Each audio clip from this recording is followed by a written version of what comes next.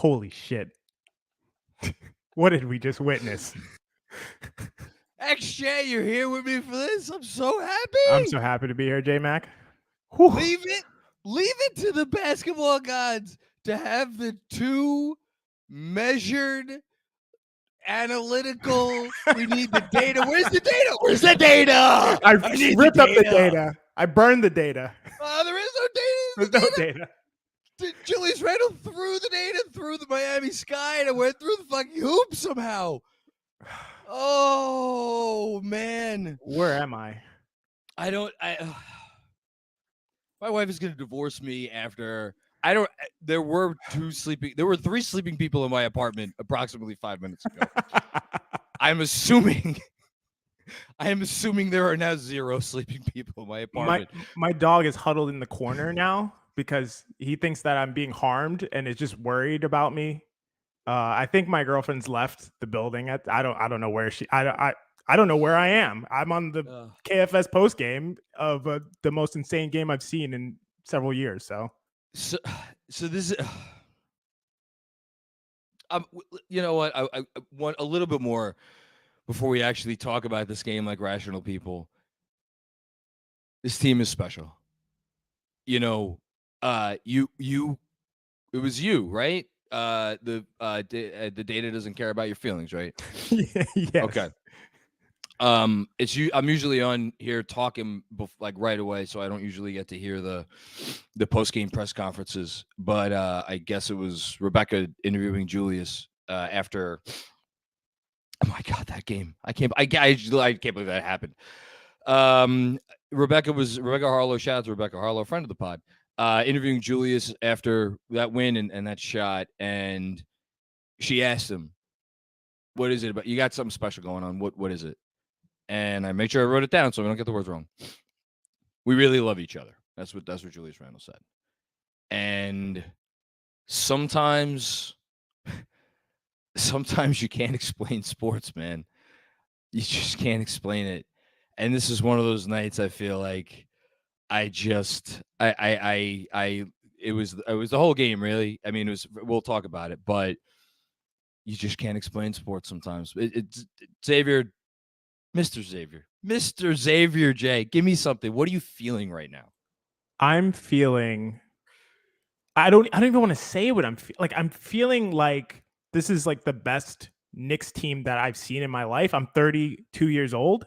That's how I feel. I don't know if that's true. I don't know what the data says. In this case, I know the stats don't care about my feelings. These are my feelings. Like unbelievable. They took literally playoff Jimmy Butler, the best Jimmy. This is the best Jimmy Butler. This is my takeaway. Keep going, but this is my takeaway from the game too. Because I don't. One thing I don't want to hear. I just want to get out of the way. I don't want to hear. Oh, it's a Heat team that whatever the record is. And this. No. Throw the records out. Throw the records out. Throw the data out. Throw the stats out. What we just saw from Jimmy Butler is the best Jimmy Butler in his best season ever. That's what the data will tell you. This is the best Jimmy Butler regular season of his career. Yep. What we saw is playoff Jimmy in the best season, his very peak of his career, take over a game, dominate a game single-handedly, a superstar dominate a game, and these Knicks win the same game. There are I don't want to get into a rankings thing, but like, is it one handful of guys that could take over a game like Jimmy when he is healthy and engaged? Is it it's not 2 handfuls. I know we don't have to go to 2 hands. I don't even know if we have to go to 1 hand. He's a special. I mean, we don't have to talk about it. Heat fans. Enjoy what you have. Special player. We could leave it at that. And Jimmy wanted it, and the Heat wanted it, and it wasn't just Jimmy too. Other Heat players stepped up. All of them. But it starts with Jimmy. He's and emanates down. I mean, but that's the Heat organization, right? It starts at the top, and then Spo and Jimmy and the whole way down. Yes. Man, Jimmy Butler's so good, but we were better tonight, and Julius. I guess we got to talk about him and Julius Randle. What a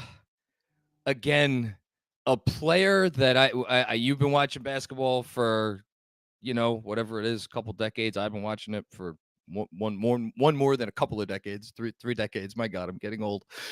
And watched a lot of players, and I don't know if it's the chicken or the egg in terms of like players falling into narratives or narratives defining narratives defining players or players making narratives, whatever narrative we thought we had about Julius Randle. It's just, again, talk about lighting things on fire. He has just reclaimed the heart and soul of a city and of a fan base and of a team. Because and here's the crazy thing, XJ, and like again, it's the two of us talking about this. We're about the numbers, and this is all feelings right now because I don't think the team ever turned on him last year. I never got you. Did you ever get that sense? Because I didn't get that sense. I think the fan base turned on him, but the team was in lockstep with him. I did. I'm going to be really honest with you, John. Like, and everybody in chat, I'm going to be so honest with you, all of you guys. I have still been out on Randle until this game. But that's not crazy. Turned me. This game turned me. This was the one. This was the one. It was this. It was literally this performance. And I can't ride with Randle. Where's the hashtag? Ride with Randle. He is. I mean, we want to talk about the full Julius Randle experience. Within what was the turnover was with the 30 seconds left, right? Yeah, that was really bad. So after what you, I mean, I don't even know if I should say arguably the best game of his season. And they're not in this game without him. And again, you could zoom out 10,000 feet and be like, oh, this was a game the Knicks were up by 17 and then they gave the lead back. So like, how much credit are we really? No. The Heat came out in the third quarter. They followed the playbook. You make your push right out of the gate before the other team even knows what hit you. And then the Knicks about 2 minutes to recalibrate. Okay, we're on steady footing. And then from the rest of the third quarter on, it was steady footing. And you went into the fourth quarter with the same deficit you were after 2 minutes of the third quarter. But they only go into the fourth with that deficit and not more because Julius Randle would not let the deficit or would not let the score get any closer, hitting just tough shot after tough shot. It's tough because, like, there are, again, it's like how long is your list? Is it 8 players? Is it 10 players? Is it 12 players in the league at any given time who, not to say that there is no such thing as a bad shot, but like, you need them to take the tough shots because they make the tough shots. And when you're facing a defense like that is locked in that way, like they can and still one of the best defenses in the league, you just need someone to come up big and make shots. And he came up big and he made shots. And it's like, man, between him and Brunson, I know this team doesn't have a quote unquote big air quote energy here superstar, but one night or the next, one of them is showing up in a superstar hat, right? In a superstar costume. And if it's not one, it's the other, right? Absolutely. So I totally agree with that. We don't have this like quote unquote superstar, but we have guys who can reach that level on any given night. And when you have 2 guys who can reach that level and you don't need it from them every night, we didn't get it from Brunson tonight. He got injured. We're going to talk about Brunson in a sec. Yeah. We'll talk about it in a second. Yeah. Victor Oladipo played excellent defense. The whole Heat team, their defense was insane. But you are totally right, John. The only reason that they were even in this game was because of Julius Randle's first half. Like, single-handedly kept them in the game. That too. Single-handedly. First half. Yeah.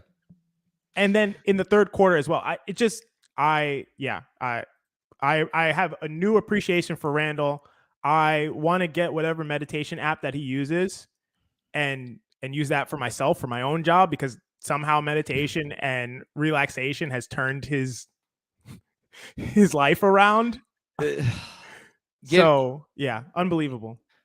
Just one more thing on Randle, and again, everybody at some point during this win streak, I said this during the halftime when they played my favorite first half of the year, and this is my favorite game of the year. Looking back now, I said at halftime, I think everybody has a game that's happened during this streak that has the streak that has turned them and has made them step into the pool of irrationality For you, this was a game that made you a believer in Julius Randle. For me, I think this is the game that has me stepping over because you just you aren't going to win a game like that without complete trust in each other, to say nothing of a high level of skill. And again, I don't want to blow too much smoke up the Heat's ass on this post game, but like, again, this is a team, and I know it's a little bit of a different team, and I know they didn't have the season they did last year, but and Breen said it, they were a 3-point shot away from the finals last year, and that was not an accident. They played with that level of intensity. Jimmy played with that level of intensity.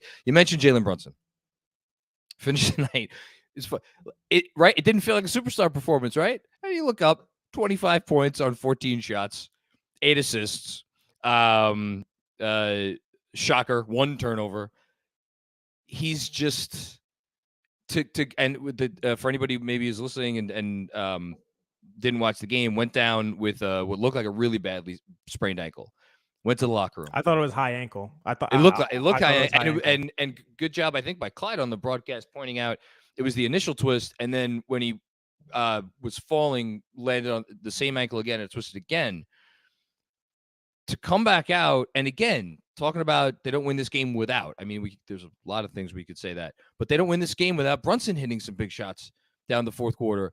But again, it just goes outside the analytical part of it, and just when your team watches you come back in a game after you've had that injury, and make plays like that, it has to be inspiring.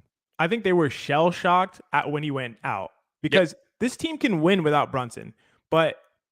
And we've seen it. We've seen quickly start for Brunson and play really well, and the team play well and kind of not miss a beat. But I really think they were shell shocked when they saw him go out. They were already kind of reeling, and they didn't have that steadying force. And you just saw the juxtaposition, what it's like with Brunson on the court and when Brunson's off. And it was like Hart bringing up the ball, and you just didn't feel comfortable. We were all, the casual crews, watching on playback all together, and we're just like, just don't feel, you feel kind of sick to your stomach. When Brunson's on the court, you feel okay, like, okay, we're reeling. Brunson will calm us down. He'll get into the paint. He'll put a shifty move on a guy and make a tough floater. We'll be okay. Brunson's out. It's just like, what are we going to do? What are we going to do? He's a warm blanket. He's a warm blanket, and it's like, it's funny because I watch other NBA teams and you watch other NBA teams, but I think unless you watch a team night after night, and I should preface this by saying, and specifically when you're a Knicks fan, and you have not had a point guard since before I started watching the Knicks, and certainly before you started watching the Knicks, I think you don't. Speaking for myself, I didn't realize how it's not necessarily about the points they score on this night or the assists they dish on this night. It is about just the steadying, calming presence of like, okay, this guy is here. Whatever happens, we're going to be able to ride with it. And I think that's what Brunson provided when he came back in. And look, again, credit to the Heat. They were not going to let Jalen Brunson beat them on this night, and he didn't, and Julius Randle did. Julius Randle almost lost it for them, and Julius Randle beat them. Before we get to personal injury report, which thank God, I shouldn't say anything yet because we don't know how Brunson. I mean, he was going on adrenaline. We'll see if his status for Sunday. But before we get to personal injury report, moment of the game, let's finish up with quickly and RJ. Two just very different players. You pick one. Who do you want to talk about first? It's up to you. You had the great quickly thread today on Twitter after your wonderful argument on the Casual Friday spot today. Yeah, I mean, I would normally pick quickly. I do want to touch on the RJ thing. Let's talk. No, yeah. What a player. RJ just the highs and the lows, man. The highs and the lows. Like, he was so good in some moments, attacking in transition, getting in the paint, and it's just like, okay, RJ's killing it. He's playing solid defense. And then he's like, doesn't close out or doesn't get around a screen or takes a terrible shot or is like super slow on decision making. Like, throw it to the corner, RJ. What are you waiting for? You know? I think you have the same hesitation in my mind, in your mind, that I do in mine on when you're saying that. Anyway, keep going. So, I mean, so Julius, to be fair, Julius did the same thing a couple times. It's like, I know part of the issue is that Miami plays the passing lanes. The Knicks are turnover averse. They do not want to turn the ball over. So they are taking a beat extra to make that pass. They don't want to throw anything that can be picked off. Hart actually was quick to pass a couple times and did throw things into the passing lane. So it's totally fair. I understand the aversion, but just like, it doesn't feel smooth, but he gets the job done in points where it's just like he builds this confidence in you. One time he flashed to the middle of a zone. Great catch, great attack, quick decision, gets to the lane. It's like nobody could stop this guy. This guy's a bowling ball down low. The pass from Quickly you're talking about? The pass from Quickly to RJ when he flashed into the paint. Love that play. Love that play. Beautiful. I'm like, can you just do this every time? Like, can you just do this? I said it during halftime. I'll say it again. You could watch in the same half, a 5-minute stretch where you're like, oh, that guy, I guess that's their all-star. And then a different 5-minute stretch, and you're like, is this a two-way player? Totally. Are they short on crazy guys that could play? Let's finish up with Quickly. And that's no disrespect to, very briefly, Josh Hart. I know he had some rough turnovers, but again, the Josh Hart experience remains undefeated. And how do you like the plus minus leader for, again, plus minus is game to game plus minus, usually throw it out the window. It is interesting to me that Isaiah Hartenstein in 15 minutes, a plus 22 tonight. That was so weird because Mitch played a good game, and yet he was a team worst minus 23, which was just bizarre. He shared the court with one Jimmy Butler, and anybody sharing the court with Jimmy is going to be a negative plus minus. Yeah, but Hartenstein had a nice game, Grimes had a tough assignment. And he wasn't making shots tonight, but that's fine. Let's finish up quickly. And Mitch had a nice game. You said it on the pod. There's not really a question who the Knicks' third best player is right now. Your thread today on Twitter was great. Anybody watching who was not, first of all, was not following XJ, go follow him on Xavier J Designs on Twitter, and then go look at his thread in which he basically explains why anyone who cares about things that matter and is an NBA voter for NBA awards should vote for Immanuel Quickley for Sixth Man of the Year, and it shouldn't really perhaps be close. He hit some big shots in this game. He ended up with 21 points on 11 shots, 7 of 9, 3 of 5, or 5 of 9, from deep. I don't know, man. I'll give the floor to you. Wax about IQ, please. Huge shots. It's like the timing of those shots when things seem like they're going wrong. And I think that the Knicks do have some hesitancy. I think part of why they feed Randle so much is that Randle has no fear. Randle's like, I'm going to attack. I don't care. For better or worse. He has no fear. And I respect that about him. You see the other guys get a little tight. Not Immanuel Quickley. Nope. Not Immanuel Quickley. Quickley is always aggressive now. I mean, earlier in the season, he wasn't taking some shots that he should. He was passing them up. I think he was worried about kind of like making himself a focal point. Not anymore. I just see him being himself. I see the looseness, the freedom, him bouncing around, him getting excited, shooting with confidence. The defense. Where's the bad shots? Where are the bad shots he takes? There's no bad shots. There's none. No.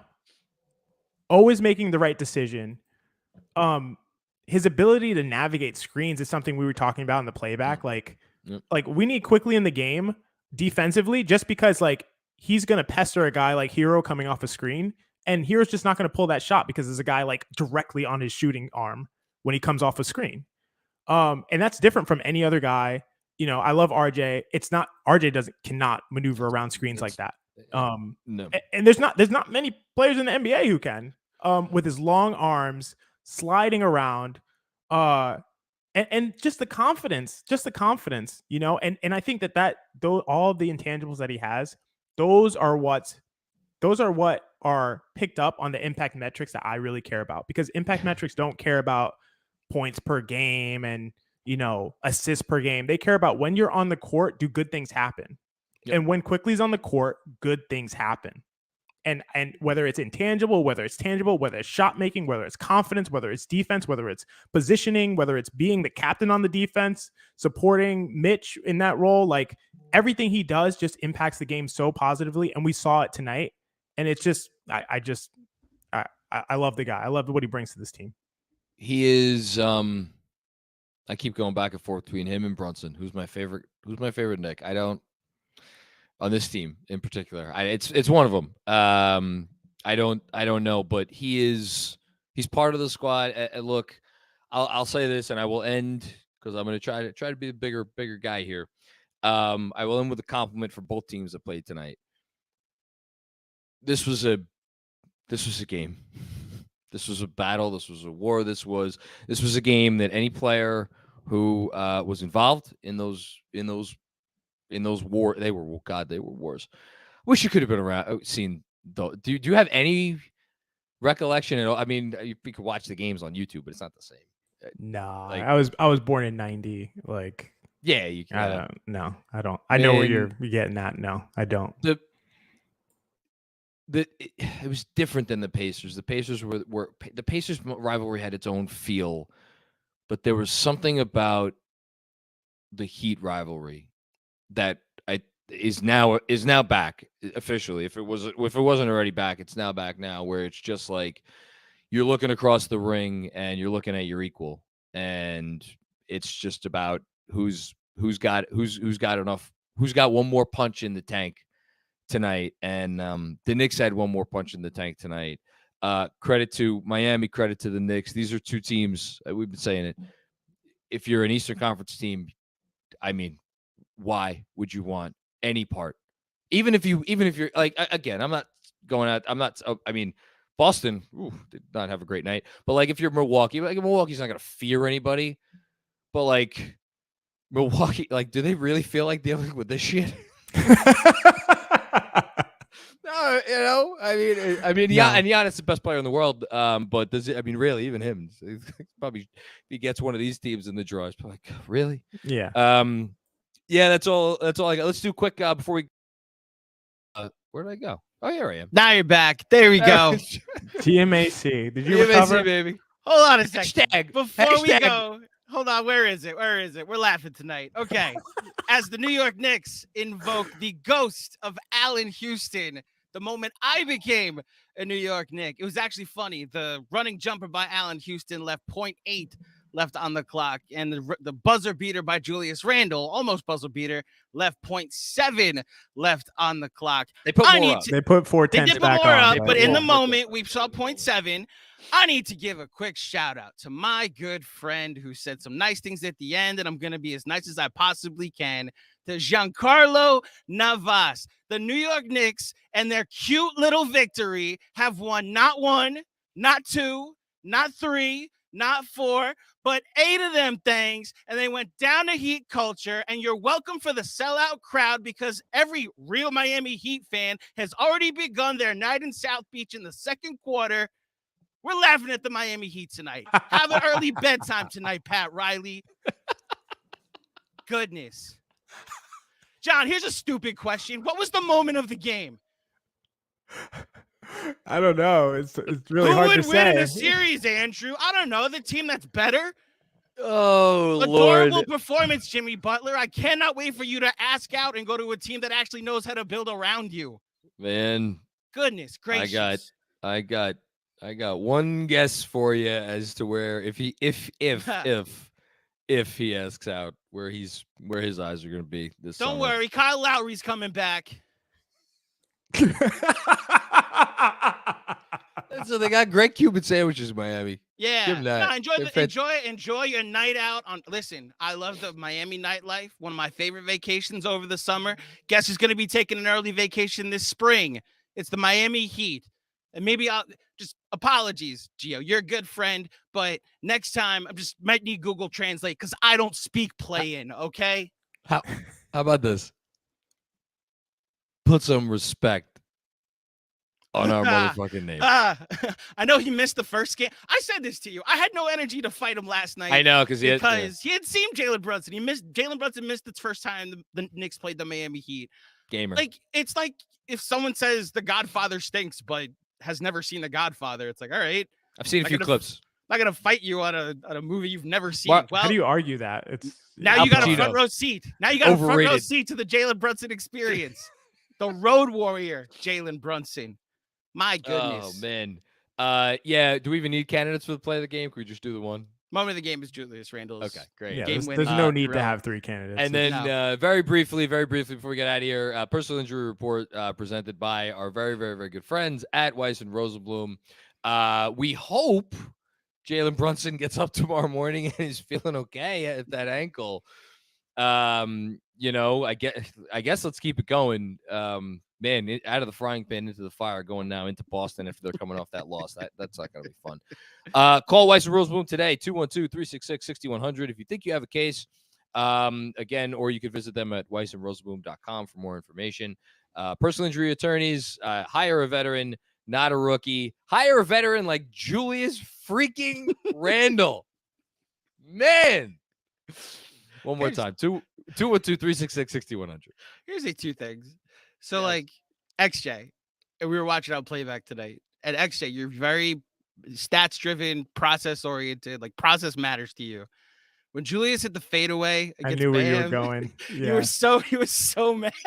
The fade. I we're literally like, we all were like, "What is this?" It goes through and what? The one over the backboard? XJ sat back. And no, not that one. No, it was one. Which absurd Julius Randle shot? Good the question. one that There put were them several. up 3-1 with less than a minute. Oh yes, okay, got it. He backed down. He backed down Idris, and then he hit the fade away. And it was just like, this is a horrible shot. It was a looping fade. Over and the I was best just like, defender in the NBA. the best defender in it. Why are we going one-on-one with Bam? And I just backed away from my computer and just sat still for about 2 minutes. The internal conflict on your face that I could see. You're just like, it was a bad shot, but it went in. Like, I don't like this process, but I love the result. It was amazing. Yeah, it was insane. And then I just want to shout out Benji because of his religion, he observes Sabbath on Friday nights, and so I'm always curious how the Friday night Knicks game will go. So when Benji, my favorite thing is on Saturday when Benji goes onto Twitter for the first time and we find out his reaction. Oh my god! I cannot wait for tomorrow when I get that alert from Matt Benritholtz NBA. And he's just like, wait, what happened? What did you guys get to witness last night? Oh, man. What a last thing I want to say before I get out of here, because you guys do take the chats and enjoy the show. I'm going to go sleep with you guys in my headphones because I get a cigarette. I need to do something. For those who don't know, I live in North Florida. So I'm about 5 hours away from Miami. I'm going down to Miami for the next Knicks Heat game. Hell yeah. And Are you really? I have the ticket window open right now. Awesome. Huh. I'm going down, and it's going to be a party because it seemed very friendly to Knicks fans tonight in that arena. So I think you will find some of your people down there. I think so. That aren't halfway to Live or Prime 112 or whatever you could do on Friday night in Miami, as that city likes to with their sports teams. Bunch of frauds. Yes, frauds. Absolute Former New Yorkers frauds. And frauds. That's what Miami sports fans are. Fake. No, I won't say it. Whatever you were gonna say, I agree. I co-sign. I co-sign too. XJ. All right, you guys. All right. Have a good post game. I will be listening while I rest in my bed with headphones on. You're the man, XJ. Oh my God, John. Last thing before I let you go, two things. One, he did a good job tonight of trying to beat the Knicks at their own game. They got to the line 32 times to the Knicks 17. And the Knicks missed 6 of those 17 free throws, which, again, if they had lost this game, that's something we would be talking about tonight. Got to clean that up. Offensive rebounds, Heat 11 to New York 6. And turnovers, they tied the Knicks in turnovers. Each team had 12 turnovers, but Zach Lowe talked about it. I think Fred Katz wrote about it, and I wrote about it earlier in the week. This Knicks team is just defying conventional NBA wisdom by being a great offensive team, without making shots, because effective field goal percentage, they came in tonight still 23rd or 24th in the league. So sure enough, what do they do tonight against the Heat? They make their shots, and all of the other things they don't do as well as Miami. But they're and to that point, they are versatile, and they have different ways to win. And I just one last time, in before we go to the super chats with you on here, it's been a journey together with this team over the few years we've been doing this. You think? Yes. You know, we joined forces, right, during the 2019-20 season that ended in a pandemic. And like, what is this team, right? What is this jalopy of a basketball organization that like didn't get the guys they wanted, and they just signed this bunch of dudes, and we fired our coach, and we have this interim coach who's pretty good, whatever. The journey over these last 3 years, from we here to last year to now, to be able to sit here right now and talk about this game and this win and this streak and just this season, again, it's just, I am kind of like awash and overwhelmed with just like a lot of, this is why we watch. This is why the two of us are up until 2, 3, 4 in the morning doing this stuff, and it's just really cool. I'm just so, because I know every person watching this and every person listening to this, they've been through it all, and they appreciate this and they love this as much as we do. So just to everybody out there, man, soak it in, sniff it up, drink it down, whatever you got to do. This is good. Yep. And the only thing I'll say, yes, our origin story started during the 2019-20 season that ended in a pandemic. And, as far as Knicks Film School is concerned, it's cool to really be enjoying this as much as we possibly can. And I'm looking forward to however long this live stream goes, because this is one of the more exhilarating wins. Every Knicks fan has an origin story that was most likely born in darkness. I mean, if you became a Knicks fan in 2013, fine, and then very quickly became very bad throughout the mid-2010s. And then, like with us, it happened during the 90s, and then the 2000s happened, and this century has happened. Enjoy this in the moment as much as possible. We will worry about the playoffs later. We can, start our game plans for whoever we end up getting matched with later on. For the next 48 hours until we're in Boston on Sunday night with the chance to go 4-0 this week.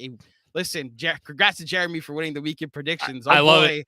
I love it. But I'm asking all of you, because we've been where the other end of this has been before. We've been on the other end of that shot before. As somebody who fell in love with this team when Allen Houston hit a running jumper against the same Miami Heat team, enjoy this moment. Enjoy this weekend. We're smoking on that Heat culture pack tonight. That's great. The vibes are hot. The vibes are hot. All right, let's do this. I can't wait for this. It's going to be fun. Robert Cross, of course. Who else? It's your boy, John. It is time to admit the Knicks are one of the best teams in the Eastern Conference. Hashtag 53 wins. Hashtag Eastern Conference Finals. They could beat anyone, Robert. They could beat anyone in the East. They could beat anyone in the East in any given game. And Andrew's telling me this was sent at halftime, by the way. Good thing you didn't jinx us, as you are wont to do, Robert. They could beat anyone in a game, and I'll just say it, they could beat anyone in a series. They're a game back at Cleveland right now. They are 3.5 back of Philly. I don't think we're catching Philly, but the game back at Cleveland, that's a real thing. And 2 games up on Brooklyn, who will maybe save their season tonight. And perhaps most importantly, 4.5 games up now. 4.5? Yeah, 4.5 games up on Miami, who I still view as the real threat. They're going to have a chance. They're going to have a chance to do damage.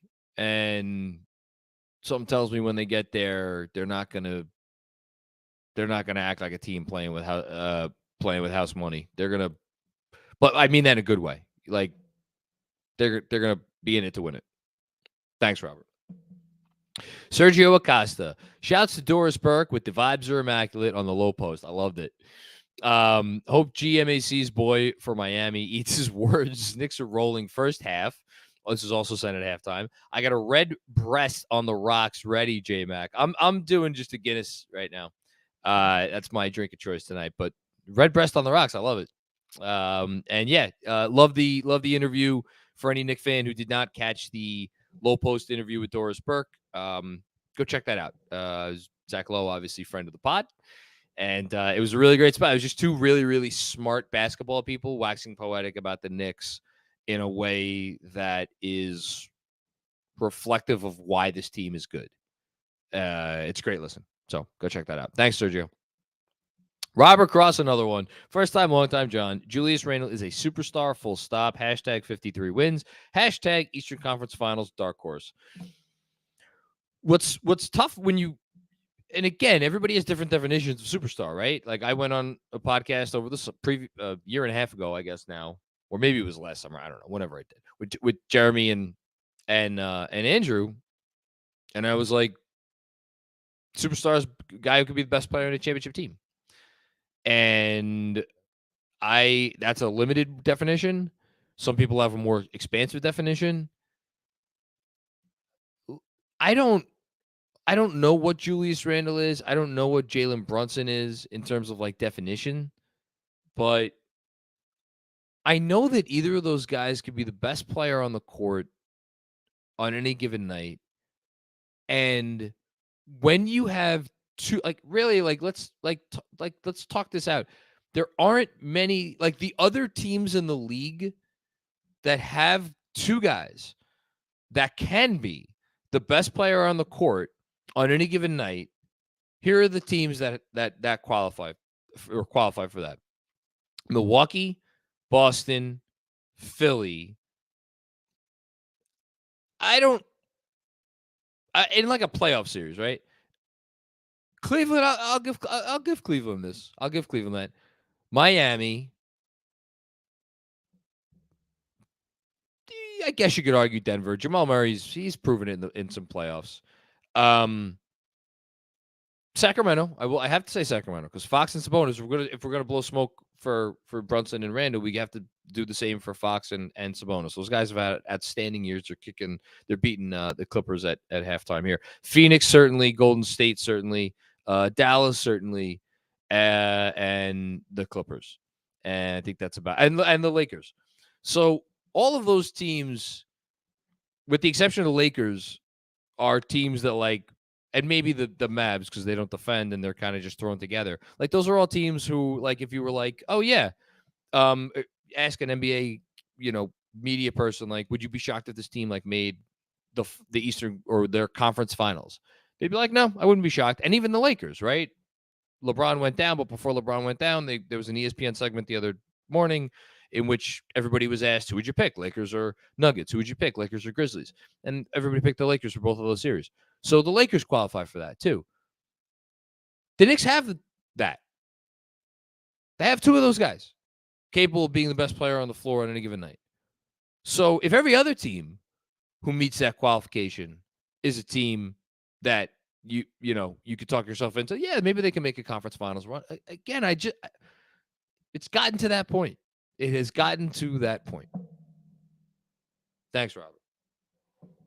Animal Miles. Randall said, don't forget about me. He said it loud and clear, man. Thank you, Hannibal. What a freaking shot. Oh, my God. I can't believe he hit that shot. The pit in my stomach. Sam Garcia's dad. What's going on, Sam Garcia's dad? The vibes are immaculate. When Randall hit that, right before Randall hit that, the 10 seconds, maybe 8 seconds, maybe 5 seconds, 5 to 8. 5 to 8 seconds before Randall hit that shot. It was the pit in my stomach. I was like, oh no, we're gonna lose this game. We're gonna lose this game. Oh my God, I see it's coming. We're gonna lose this game after everything we played so well, and we're gonna lose this game because of the freaking turnover. And I'm gonna have to get on there after the game. All of this went through my mind in those 5 to 8 seconds. I have to get on the post game, and I'm gonna have to be like positive while also acknowledging like it's not an ideal way to lose. And then he hit the shot. Thank you.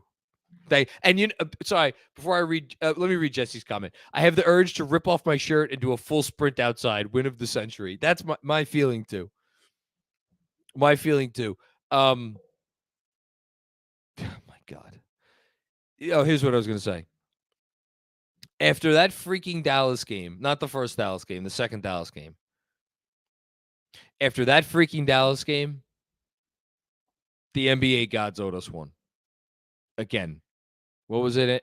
13,800 or 480 something or 840 something. It was, thank you, Andrew. 13,884 times the team has been in that situation at the end of a game, up that many points with that much time to go, and they had won every one of them until that game. The freaking NBA gods owed us one. And tonight, they paid it back. Thank you, Jesse. Robert Cross with another one. First time, long time, John. Are we a dark horse for the Eastern Conference Finals yet? You just asked this question, Robert. Thanks. I'll hang up and listen. Hashtag 53 wins. Hashtag Eastern Conference Finals dark horse. You know what you should be asking, Robert? You know what you should be asking? And maybe you're implying this question with your hashtag. Are the Knicks a dark horse to make your hashtag come true? They'd have to go 15-2, which, like, it still sounds ridiculous, right? It's still ridiculous. It gets, like, 2% less ridiculous with each additional win to the point where it was, like, the most ridiculous, and now it's, like, 78% or 80% or 82%, whatever, as ridiculous as it was, like, when the streak started. It's still ridiculous, but they're just playing great ball right now. They're just playing great ball. Ham DM, I need therapy after that game. Oh, wait, I think we just fouled Butler again. Again, I'll like, I may be more inclined to give praise to the opponent than a lot of people who come on here and talk about the Knicks after games. You guys, if you're watching this, you probably know what I value in a basketball team. You probably know what I value in a basketball player. And Jimmy Butler, to me, is just like, I get it. We fouled him a lot, but, like, that's what Jimmy Butler does. He baits you. That is his, he has a lot of skills. You could argue that's his best skill. Like, the Knicks didn't forget how to play defense tonight. That's Jimmy Butler. That's Jimmy Butler turning into playoff Jimmy Butler and forcing the issue. And he is, I've said it a few times, and I'll say it again. If that NBA 75 list, if Jimmy Butler had maybe started his career a few years earlier, if that list came out a few years later, as far as I'm concerned, Jimmy Butler is one of the 75 greatest players of all time. He's that good. And as XJ said, statistically, there are arguments that he is having his best season, which is freaking wild. Yeah, he's really good. Thanks, Andy. Barry Craver. Symbolic of this winning streak, Mitch's defensive play when the Heat are trying to win the game. Hail Julius. I thought Mitch played an outstanding game. His consistency.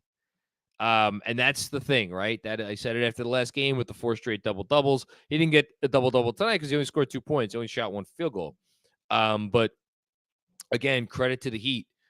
They weren't, like, they took, like, really, credit to the Heat. They took away all the things that the Knicks want to do. The Knicks rely on Mitchell Robinson offensive rebounds. Well, guess what? You're not getting those against this team. You got to figure out something else. The Knicks rely on getting to the free throw line. Well, guess what? The Heat aren't going to foul you. You got to figure out something else. So, but at the same time, defensively, Mitchell Robinson made his presence felt in a significant way. He is playing. It's tough because he's playing at an all defense level right now, and yet because of the way the voting still works for all defense, a voter is going to have to look at this, and they're going to have to. Well, first of all, he's missed a lot of games, which is a problem. So he's not getting all defense probably just because of that alone. But like, I don't know how many centers have been better defensively than him. Like if we count Jaren Jackson Jr. as a forward and not a center, how many centers have been better than Mitchell Robinson in the NBA this year defensively, specifically? I think he's been better than Gobert. Bam. Okay, Bam's at the heart of everything they do defensively. So you say Bam, but again, Bam, there's maybe some voting chicanery there. Can you stick him at a forward? But if you count Bam as a center, he's been better. And then Embiid is the other guy, right? I mean, it's Joel freaking Embiid.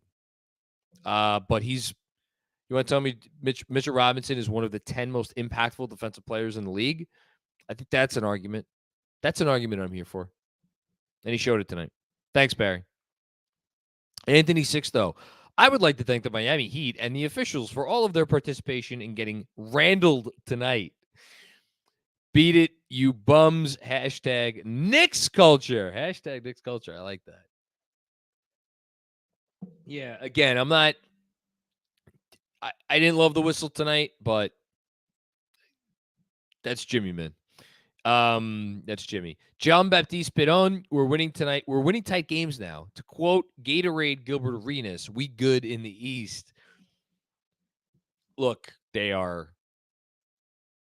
See, now I'm at the point where I want either the 4 or the 5. I don't like Chris Persianen I think he maybe tweeted something about this, pointing out how Cleveland has by far the easiest schedule remaining in the league. So I'm not counting on the 4 seed. Quite frankly, I don't even need the 4 seed. I mean, it'd be great if we got the 4 seed, but the imperative to stay in that 4-5 matchup, I do think is important. I do think that that's important, and that's not to say that the Knicks can't beat the Sixers. Again, I said it before. This team could beat anybody if they play their game right now. But I want that 4-5 with Cleveland. Maybe famous last words, because Donovan Mitchell is really freaking good, and that Cleveland team is really freaking good. But the Knicks are good too. So 2 up on Brooklyn, 4.5 up on Miami. Important. Big win. Robert Cross with another one. It's your boy John. When the Knicks beat the Celtics on Sunday, and they will, we are elevating to finals talk. My God.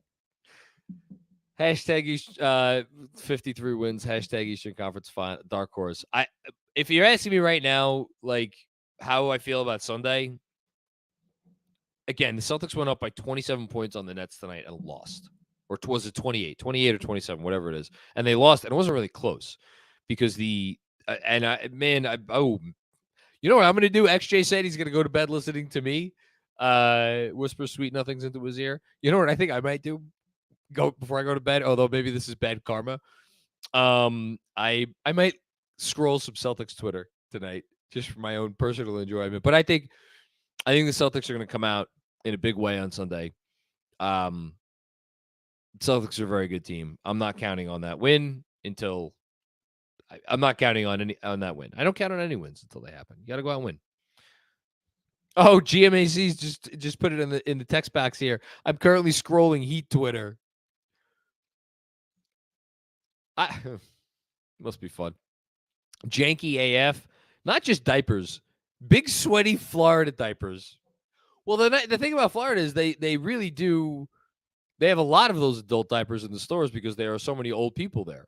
So if you're a Heat fan, the really nice thing about it might actually be the best part about Heat culture is if you go to your local CVS or your Walgreens or your Walmart or wherever, you're going to be able to find an appropriate pair of diapers that fit you for when you soil yourself after a game like this. Sam Garcia, what's going on, Sam? Hi, John. Hypothetically speaking, if you could replace... Why are we going this route, Sam? Come on. If you could replace RJ Barrett this summer with one of these 3 players, who would you choose? It's actually a great question. It's a great question. And the 3 choices are Jimmy Butler, Paul George, and Kawhi Leonard.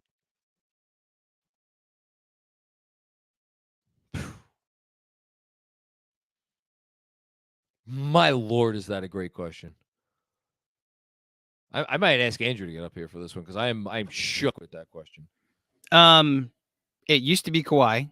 Well, can we just say Kawhi this year when he has played like an MVP or MVP? He's played as good as any player in basketball when he has played. The weight that when he has played is now doing when you talk about Kawhi Leonard, that's heavier lifting than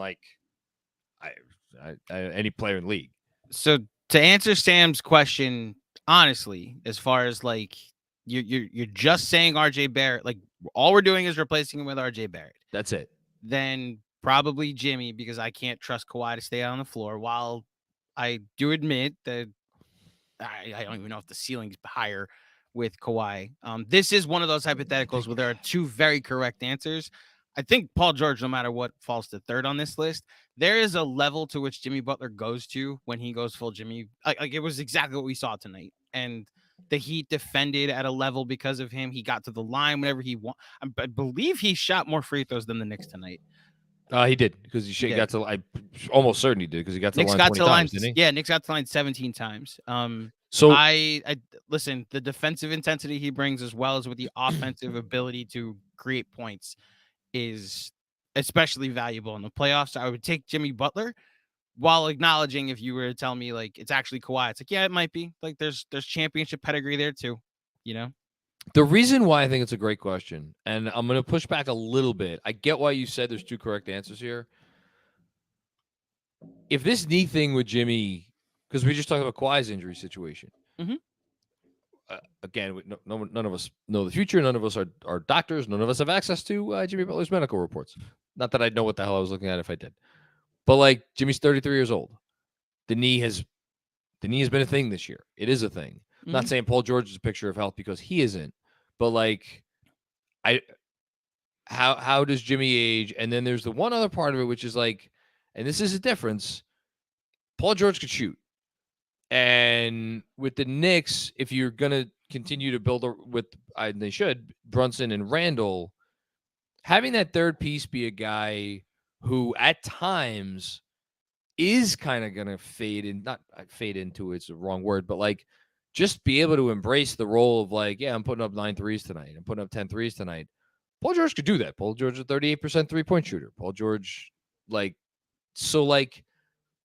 was a part of me that looked at this and like, man, would I actually think about saying Paul George? It's a great question. I'd probably go Jimmy, but I honestly, here's my answer. I don't think there's a wrong answer. I think all three are defensive. You make the case for Paul George as far as the ability to play off ball. Fine. I still think he's third for me no matter what. So I one more thing. Like, we see the value of Jimmy. But Jimmy has the ball in his hands. Not to say that Julius Randle can't be effective off ball. Not to say that Jalen Brunson can't be effective off ball. They both can be effective off ball. But I always forget who said this phrase first. But like, somebody's got to be Chris Bosh, right? Somebody's got to be Kevin Love. Somebody's got to be, and Paul George, I think, would honestly kind of slide into that role, the best of the three. I don't know. It's a great question. It's a great question. Listen, it's a great question. You're right. I think the order. Listen, if that opportunity presents itself, we'll react to it in the moment. How's that? We'll react to it in the moment. There you go. I'm glad I don't have to make that decision. That's my answer. Thanks, Sam. Ham DM. Randle is a stud, and Brunson had a cute game. So cute. He's a cute little player, isn't he? He's a cute little basketball player. Hashtag best pregame show. I hope Andrew doesn't mind me going behind the scenes a little bit, because Andrew, our guest today was getting some pushback. So Andrew texted me. He's like, "What did you think of the pregame pod?" And I hadn't listened to the ad. I'm like, "Let me listen." So I got through like the first half hour or so. I'm like, I think it's fine. He's a stand, but it's fine. It's all defensible stuff. And then it got to the Brunson stuff, and I texted Andrew. I'm like, "This is not okay. This is not okay." Thanks, Andy. Sam going to see his dad with another one. Somewhere in the first half, I texted Sam that I was falling in love with Julius all over again. And after the game, there is no doubt. Here's the best compliment I can give him. And again, XJ got honest. I'll get honest. Not that I should need to say this, because I'm not good at hiding my emotions. It got personal for me last year with Julius. I was bothered. I was bothered by the fact that I felt like he had been given this he had earned this gift. He hadn't been given a blessed thing. He had earned this gift of our trust and our hearts as fans. And he was throwing it back at us. And again, he had earned it. So it was his right. And I got to the point where I stopped allowing myself to care about the possible rationale for what was going on, and I allowed myself to stop caring about the human element of like, well, why is this happening? Why is he struggling so much? Why has he changed into a pumpkin? And that's a bad job by me. I'm sorry for it to him and anybody else. But I am and I'll spin it now to a positive. That was me last year. Sitting here tonight after that game, I am so happy for him that he came out of whatever he came out of, and he is getting to experience this right now. That is a human being who went through some human being shit. Not everybody's. Almost no athletes are actually every athlete at some point goes through something, right? It's just they react differently, and I'm just really happy for the guy. I'm really happy for him. Thanks, Sam Garcia's dad. Kevin Danishevsky, speechless. We're gonna get 2 All-NBA players. 8. Every night there is something new that happens. This is the most special Knicks year of my life. Yeah, it's turning into this most special year of my Knicks life too. It's now basically down to 93, 94, which is the year I became a fan. 99, which was again a very strange thing because that team wasn't good. They were very frustrating and not pleasant to watch at all. And then it was 2 months of magic. And this with the tip of the cap to 2012-13, because that was the year I met my wife or started dating my wife, and we watched a lot of those games together, and it'll always be special for that reason. But are we getting 2 All-NBA players? I think Randle is going to have the better case because of the positional breakdowns, and I started working on a newsletter already for it's going to drop on next week. I would probably put him in the pole position right now for an All-NBA spot. After I forget I could pull it up in real time. It won't take me that long. I would put him in pole position right now to get one of the spots. I can't sit here and be like he's going to get, third team definitely, but like, so let's go through it real quick, very, very briefly. And not to dismiss the Brunson chance. I do think Brunson has a chance. I just think that it's going to be harder with guards, and Fred Katz went through that today in a good article. But Jason Tatum and Giannis Antetokounmpo are locks. There's a part of me that wonders if Domantas Sabonis is a lock, just because of what the Kings continue to do and what the advanced stats say about him. He's playing through injury. I know the counting stats aren't there. I know it's a unique situation because they're terrible at defense and he's their center. But like Domantas Sabonis, if he's eligible at center or at forward, and the voters want to reward him, and they don't have another center spot, because whether they want to give a center spot to Bam or whether they want to give a center spot, I guess possibly to Anthony Davis, but like Domantas Sabonis, I have a feeling he's going to be eligible at forward, even though he hasn't played, I don't think, a minute of forward all year. So like that's the asterisk there. And then you just got these interesting injury situations, right? With Kevin Durant and LeBron James. So Kevin Durant and LeBron James, when they've played, they've been top, 6, 7, 8 players. But they're going to finish, like LeBron James is going to finish the year playing 50-something games. Kevin Durant is probably going to finish the year playing 50-something games. Julius Randle is on pace to finish the year playing 82 freaking games. I hope he gets in over both of them because he deserves it, because that's a big deal. You know what? Yeah, he's gonna get in. Voters aren't going to leave him off. Not with the year he's having. Brunson, I think, is going to be tough. Frank Miranda, what's going on, Frank? It's your boy Frank from Patreon. Let's fucking go. Great coaching by Tibbs, putting Quick back in down the stretch. I was watching very carefully about who was closing the game, because I was like, man. And I texted someone about this on our text chain. I was like, he must be a little worried about Miami's size or whatever it is, because RJ was in there, and I just, RJ had some nice moments, but I didn't feel great about that. So yeah, good job by Tibbs. Julius Randle's ready for the playoffs. Blitzing Brunson will be the death of teams in the playoffs. I hope so. If I was a team and I was guarding, not that I know my ass from my elbow when it comes to this stuff, but if I was a team and I was guarding the Knicks, that would be my approach. I would put my best defender on Jalen Brunson, and I would be smart and selective about when I brought the help. I would try to buy a couple seconds, not do an automatic quick double like the Nets did the other night. This is where, again, credit to whether it's Brunson or whether it's Tibbs or whoever, the Knicks saw how the Heat were playing them. And so what did the Knicks start to do more and more of? Make sure they sped the ball up the floor as quick as possible in this game. Get the ball up the floor.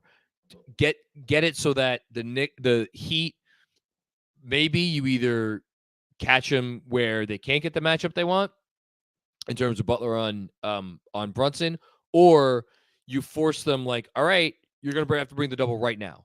So we're gonna get into our next action immediately. And I thought that was important. I thought that was a big reason why they scored as many points as they did in the first half and the game, really. Thanks, Frank. Ahmad Abukdare. I hope I got that okay. Do you think Julius has room for another son? All the credit, man. All the credit in the world to him. All the credit in the world to him. So I'm just so happy for him, and I'm so happy he's on our basketball team. I'm sorry I ever talked about trading him. Ryan Menzies have some kind of emoji here. I can't see it, but thank you for the contribution, and I endorse whatever emoji you put in, even though it's not showing up on my super chat. Kevin McEwen, what's going on, Kev? Let's go. That's it. That's the message. Wow. We're gonna go Banshees of Inisherin. Let's fecking go. Giddy up. Thanks, Kev. Great to hear from you as always. I hope you're well, my man. DJ MKC. 8 in a row since our heart transplant. F Miami, F Heat culture, F Pat Riley. Wonderful interview by GMAC, but F that Heat guy. All NBA Randle back, and I'm building a statue of Mark Cuban outside of MSG. This team has now had 2 separate 8-game winning streaks this season. Here we go, Andrew. Thank you, Andrew. It was a mind blown emoji. Yeah, our mind is blown. 2 separate 8-game winning streaks. I am sure we have the ability to look up somehow if the Knicks have ever had 2. Yeah, this shouldn't be too hard. Andrew, I think it's a Land of Basketball, one of those sites. If you just put Google up Knicks longest winning streaks, we could see if the Knicks have ever had 2 8-game winning streaks in the same season. I actually said this at the beginning of Casual Friday. So the last time the Knicks had 2 7-game winning streaks in the same season was 1997, in which they had 3. The last time they had 2 8-game winning streaks in the same season was the 1969 season, in which they had 2. And we all know how that season ended. The 69-70 season, right? Yes, we all know how that season ended. That was when they had the long winning streak at the beginning of the year. I think so. And then you're saying there was one more. Okay, that makes sense. Yeah, because I wanted to have that ready. Like, we're about to play the Heat for a chance to have another 8-game winning streak, and that has come true. This is courtesy of New York Basketball. Does a great job with his Twitter account. I'm going to get back to the Cuban thing, by the way. You've got to tip your hat. This is from Jimmy Butler. You got to tip your hat to what they did to us on our home floor. That's tough. But we didn't deserve to win. We did not. They got one. I love me some Jimmy Butler. I really do. That freaking guy's so good. Cuban. And again, I don't know, was it... I mean, Cuban gets the blame. He's involved in basketball decisions. He's the owner. Like, I don't want to get too crazy here, but... And hat tip to Bill Simmons. He brought it up a month ago when he compared letting Brunson go to letting Steve Nash go, which, again, sounded a little ridiculous when it came out of his mouth, and he acknowledged as much. But here's the reason it's not ridiculous. Steve Nash, a 2-time MVP, and obviously by letting him go, I mean, I don't know. Could you argue the Mavs maybe left the championship on the table? Possibly. But Dirk was never going anywhere because that was a different era in the NBA. Superstars didn't quite yet, and Dirk wasn't this sort of guy either, but like superstars didn't like get to put franchises on the clock where like everybody in the league kind of acknowledges and knows like, okay, the Mavs are on the clock. They have a year and a half to figure this out. And if they don't, then Luka's going to be like, all right, I'm ready to go. GMAC's letting me know that was in 1973, not 1969. That was when the two 8-game winning streaks. So it's been 50 years. Not bad. Anyway, back to the Mavs. Like, yeah, everybody knows, like, you know, Luka has them on the clock. So the impact of letting Brunson go, and now they're going to rest their hopes on Kyrie, and then if Kyrie decides to go to LA, they're going to, I guess, hope to facilitate some kind of sign and trade, which, like, good luck with that. I guess, what are we doing? A double sign and trade, getting D'Angelo Russell back? Is that the plan? But you have jeopardized, in letting Jalen Brunson go, you have jeopardized your ability to secure, I mean, I think very highly of Luka Doncic, whatever. I'm not going to put a number on it, but like one of the X number, like best talents to come into this league in a very long time, a generational talent, a guy who has the ability to, when he's retired, to become to be a top 10 player ever, like that sort of ability. You have jeopardized your ability or your best chance to ensure that player never goes to you and be like, okay, I'm ready to leave now. You screwed up. And if that wasn't enough, it's not, you didn't screw up because you like couldn't extend him. You didn't screw up because like you made a really huge offer, like when the time was that you could have made the huge offer and he just turned it down and nobody else could offer him that. You screwed up because in the last year of that he was there, 4 months before the end of your season, 3 months before he was the best player for half a series against the Jazz, you could argue he was the best player in that series. Like, you didn't want to give him mid-level exception money? If I was a Mavs fan, I know, look, James Dolan's no picnic. I'm not going to ever say that he is. But I don't even know if Dolan's ever done anything like that. That's franchise. That's you don't get another chance with Luka Doncic. That's your chance. That's your guy. And you might have fucked it up. So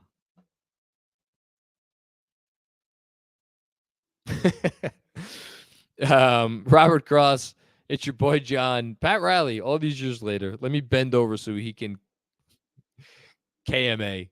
Hashtag 53 wins. Hashtag Eastern Conference Finals dark horse. Thank you, Robert. Haitian Ferg, what's going on, Haitian? Giancarlo and all of Florida better go into hiding. Yes. Let's go. I love this team. I love this coach. Thank you for mentioning it. The man, he has a plan every game. He has them playing the way they need to win. Gutchuck win. Playoffs start today. Julius Randle is officially forgiven. This was yes to all of the things that you said in terms of playoffs start today. They won a game that had playoff intensity. They won a game that had playoff atmosphere. They won a game that the Miami Heat treated like a playoff game. They won a game that the Miami Heat's superstar treated like a playoff game, and they won it with playoff level performances from their biggest guys. Absolutely. Thanks, Haitian. Appreciate you, man. Kevin Wilson, thank you for the generous contribution. Randall got a double bang from Breen. What a freaking shot. So I didn't hear the call because I think what I did was I let out a I'm such a child. I let out like a yelp, like a very loud yelp like a yell/yelp. Can something be a yell and a yelp at the same time? And then I like put my shirt up over my mouth so I could continue making that same noise because I wasn't done yet. But hopefully somehow me putting my shirt over my mouth. I'm actually shocked. Actually, I'm now looking at where I was in the room. There was no pillow for me to grab because if there was a pillow there, I hope I would have been forward thinking enough to grab the pillow and yell into the pillow because that would have been more effective than yelling into my shirt. Yeah. But anyway, I can't wait to go listen to the call that I missed because I was being an insane person. Hamdy M. XJ, best KFS hair. I mean, XJ's awesome. XJ, like I love, my God. Again, GMAC, he earns that title in so many ways. But his ability to have taken what was already a good team and like add to it, not one, not two, like talk about heat, not one, not two, not three, between XJ and Mensa and Sean and what is it? APJP? Yeah, the APJP behind the scene. Like GMAC does an amazing job. But yeah, XJ, man, I love him. He's the one that his analysis is obviously very close to how I look at the game. So I was really, really excited when Andrew told me that he was going to be on the post game tonight. And we got a good one. What can we say? A.E. Kennedy, thank you for the generous contribution. I don't know if I love this. Bing bong. I think can we move? I'm kind of ready to move past Bing bong, but tonight anything goes. Nez Law, what's going on, Nez Law? I've been waiting for Randle's signature game-winning shot as a Knick, and that was it. He got the double bang from Breen. This season is endlessly fun. Completely agree. I really got to listen to this double bang. Has he ever done? I mean, the double bang that I know of is the Steph double bang. For that game winner. I don't know if there's been another one. I'm sure there has been, but yeah, I got to go listen to it again. Hush Zoo. I apologize for every trade and every slander I've said towards Randle. He has proven me wrong. He's better than 2020. He's the best. I'm glad he's a Knick. Look, let's again. I've taken a sip of my beer for this. I think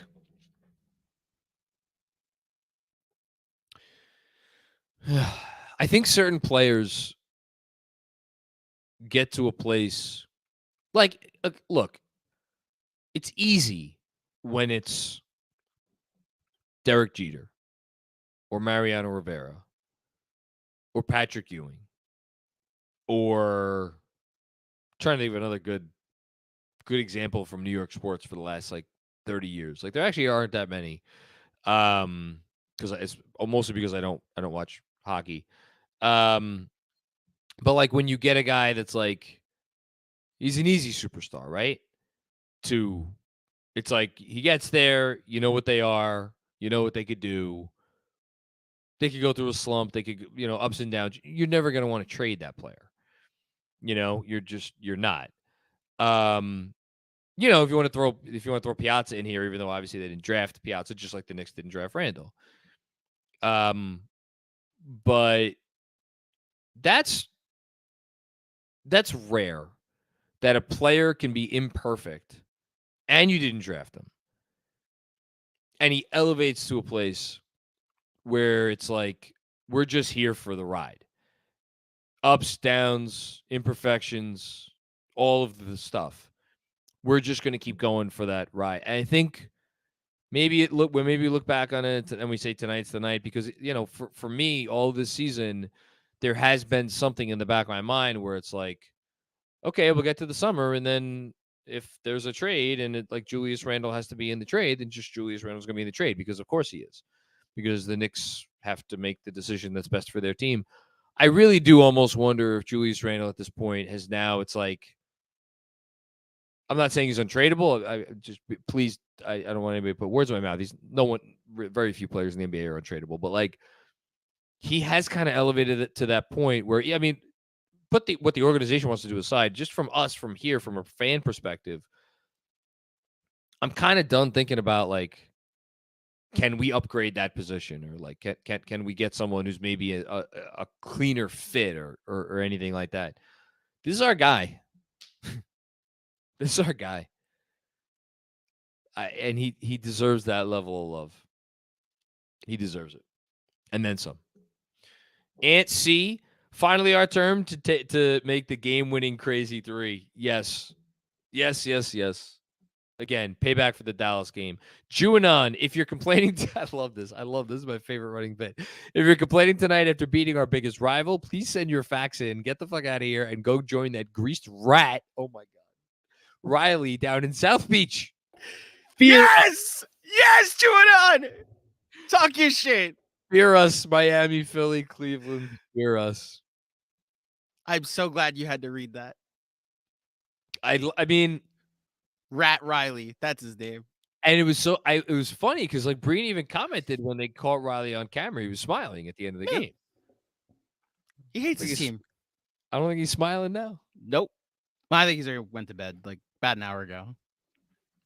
I was gonna make an adult diaper joke with Pat Riley. I can't do it. Why not? I can't do it. No, I respect it. What the super chats? Not just any diapers, sloppy, sweaty Florida diapers. Yeah, that's what Pat Riley probably has to wear. I have nothing against old people. I want to be one day. I just, I just say Pat Riley's an old person. You're welcome. It's fantastic. Thank you. He's an elderly gentleman. Keith, what's going on, Keith? Thank you for the generous contribution. 5 on 8, and we still win. They tried everything to hand it to the Heat, and we persevered. Julius is a king. Get the Heat the F out of here. Apologies for the language. Do not apologize. Listen, it's that kind of game. That was a playoff type win. Let's go. Yeah, Jimmy earns those, but like, I did not love the refereeing tonight. I will say I did not love the refereeing tonight. I thought it was definitely sided towards Miami for sure. But if the Heat had won this game, I would have, and I've already have. I gave them their credit, but we won. Fuck off. Frank Sound, rings and sacrifice belong together. Shout out to your wife. I didn't get a text from her, so maybe I didn't wake up the house. I mean, yeah, I hope not.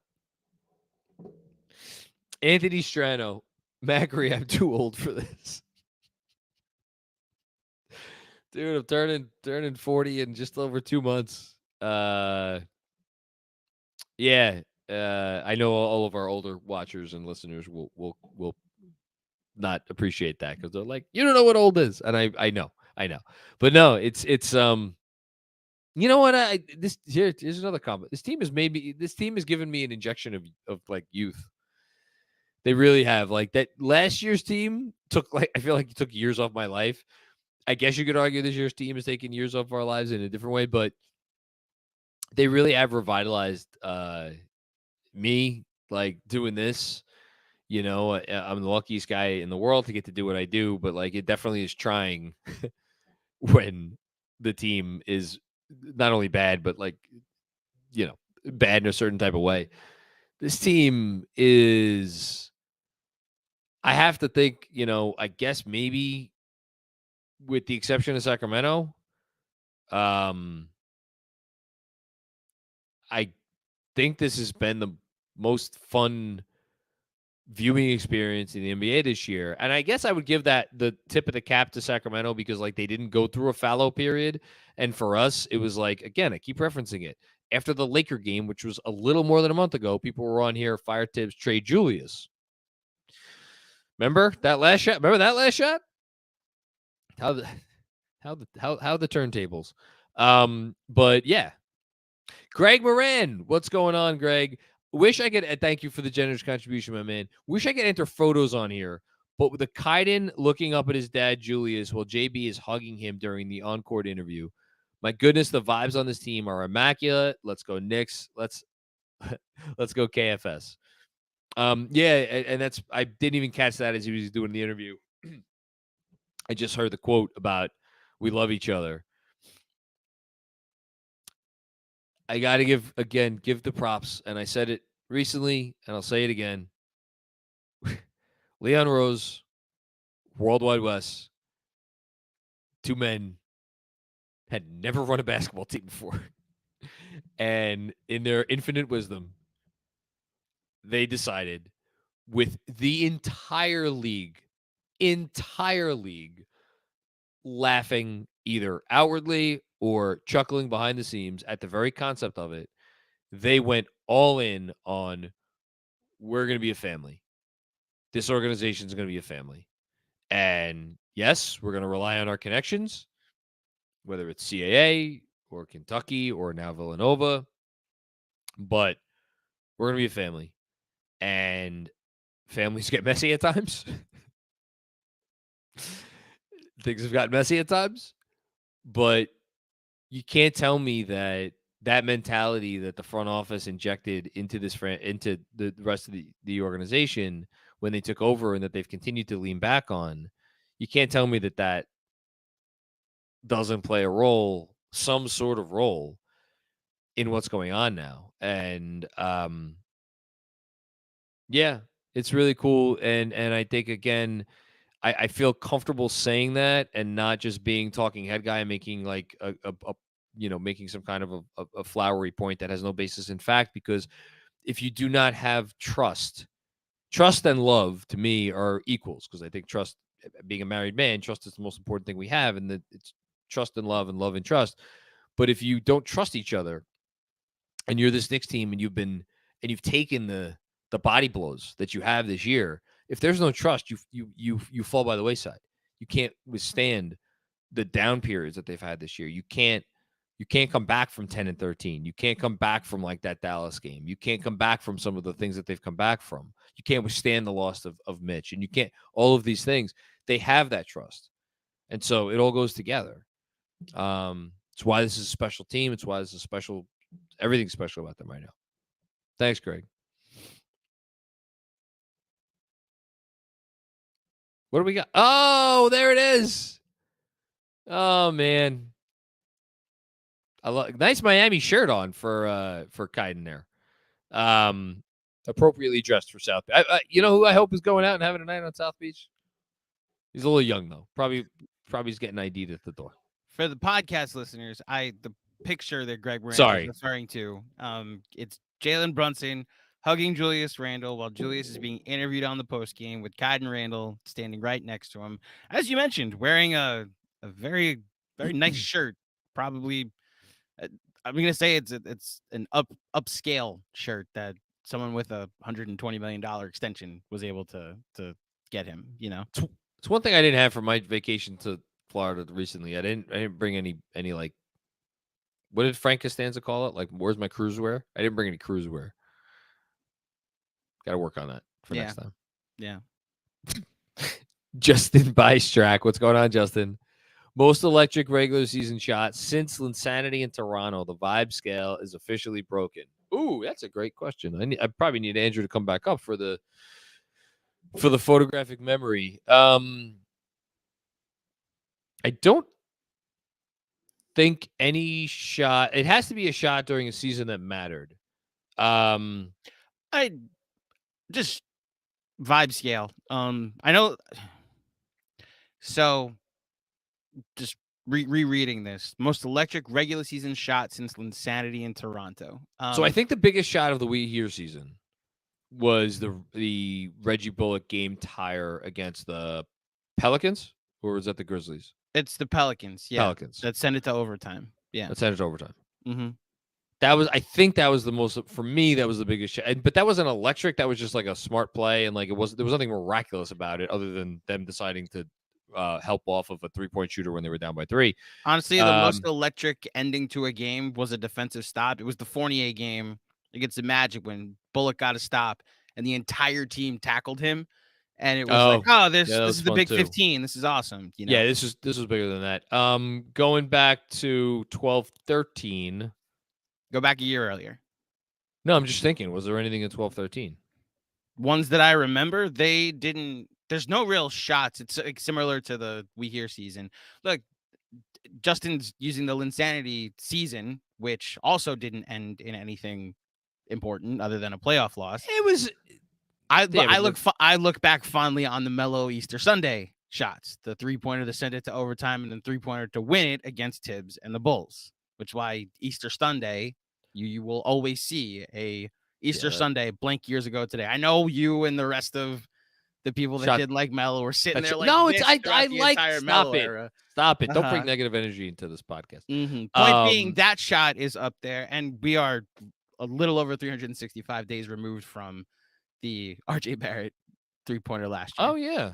You know, but that was, again, that season was a house of cards, and even after that shot, we knew it was still a house of cards, and we knew the issues that were there still remained. So what are you talking this about? is what that season won the Celtics a championship.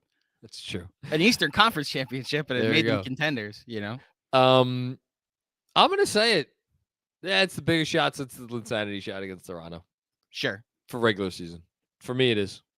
That's fine. Yeah. I mean, this season is now approaching levels of insanity that, this might actually be the euphoria of insanity with some playoff success, you know? So maybe it will, when we look back on it, be like, yeah, remember Julius in Miami?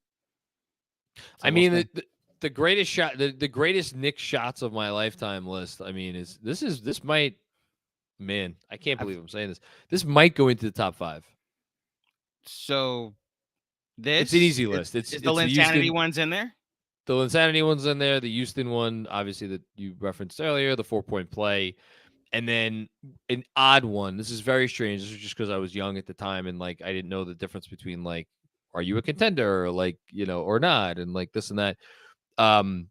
Patrick Ewing had a game 5 game winner in 1995, which was 2 games before the finger roll. And that was, I think, the first and maybe the last time I've ever shed tears of happiness. I was like 11 or 12, whatever I was.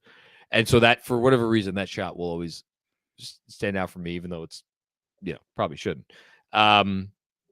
This is there. Replace that game with the Melo Easter Sunday game, and it's the same 5. Okay. And I need this to age a little bit before I can officially put it up there, but it's up there, you know. Has to be. Yeah, easily. Thank you, GMAC. Russ Guberman, improv comedy. What's going on? Mr. Macri, I need you to know that I've been on a one-man campaign to anoint this man as Orange Julius for 2+ seasons. Please say his name. Orange Julius. Happy? I guess.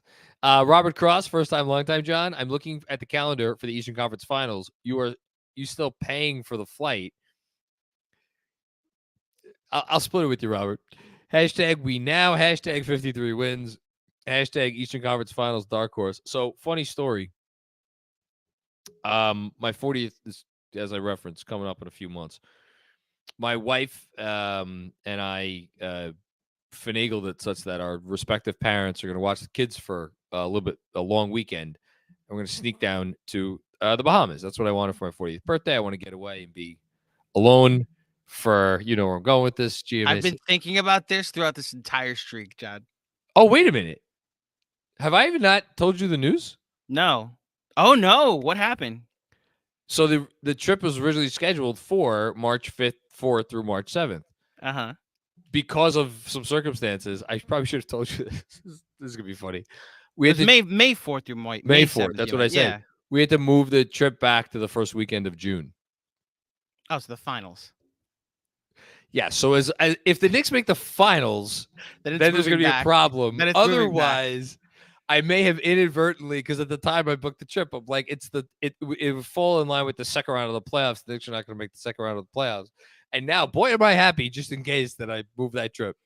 So, obviously, first week of July, you have plans that you couldn't move it to there. I also did that intentionally. Having said that, I am rooting for a conflict that you suddenly wake up the morning after the Knicks have won the Eastern Conference championship, and Oh it's my like, God. shoot, I'm supposed to go to the Bahamas next week. You can live stream John, from a beach. We'll cross that road when that day has happened. How's that? We're talking about counting chickens. That sounds good. Gee. Robert Cross, I love you. You're the man. Jesse D, these things aren't supposed to happen to us. Julius Evan Randle. I think in the NBA, you do make your own luck to a certain. I mean, look, shot like that, but you do make your luck to a certain extent.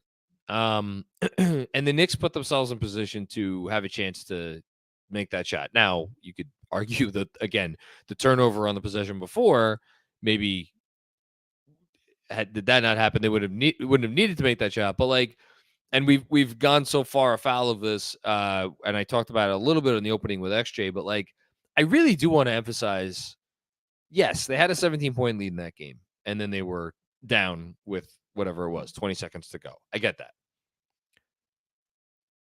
that. Nothing about that game to me felt like a usual game where you'd be like, the Knicks gave away the lead.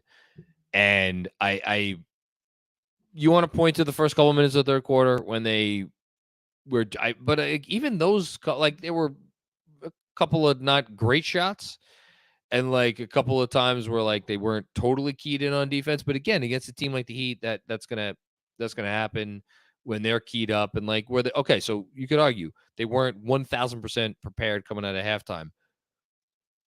That's 2 minutes. Now, in a playoff game against a great team, 2 minutes is enough to lose the game, right? So I'm not trying to give them a pass, but I do want to at least sit here and acknowledge, for as much as the 17-point lead went away,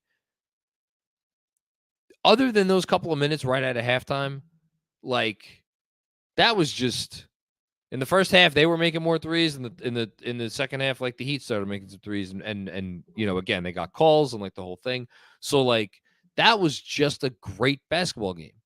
It was just a great basketball game between two teams that were playing exceptional.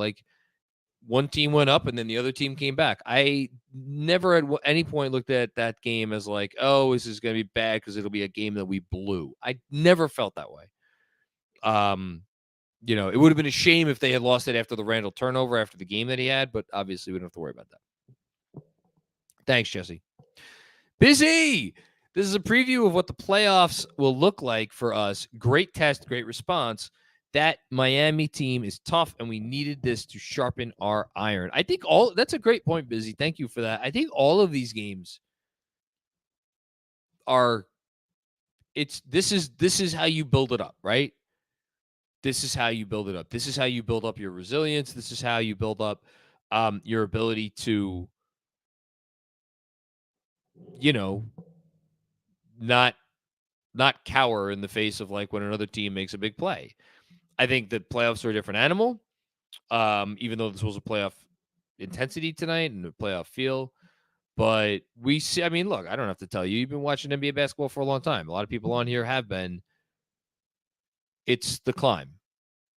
It's the climb. And you hope, as an NBA franchise, you get to the point where you have the ability to make the climb and have it be a real climb. And again, that's part of what makes this so special is we're starting to feel oh, wait, this is where we're legit now. So this climb that they're making, the figuring out how to win games like this and getting to the playoffs and hopefully winning some of these games in the playoffs, it's not all for naught, right? It's not oh, it's ultimately meaningless because this team doesn't have the pieces in place that they're going to need to make a real run at it, as a real contender. No. Again, are they a piece or two away? Yeah, they're a piece or two away, but I don't want to hear about that anymore. This is legit. This is meaningful. This is part of the journey of the next great Knicks team because, hey, they're pretty good right now. Thanks, Busy. Who is this guy? Thank you for the generous contribution. Appreciate it. Duran visual variant. Maybe because it's been so long, but I haven't yelled like that after a shot since. There it is. Allen Houston did the same to the Heat. It's my number one moment as a Knicks fan.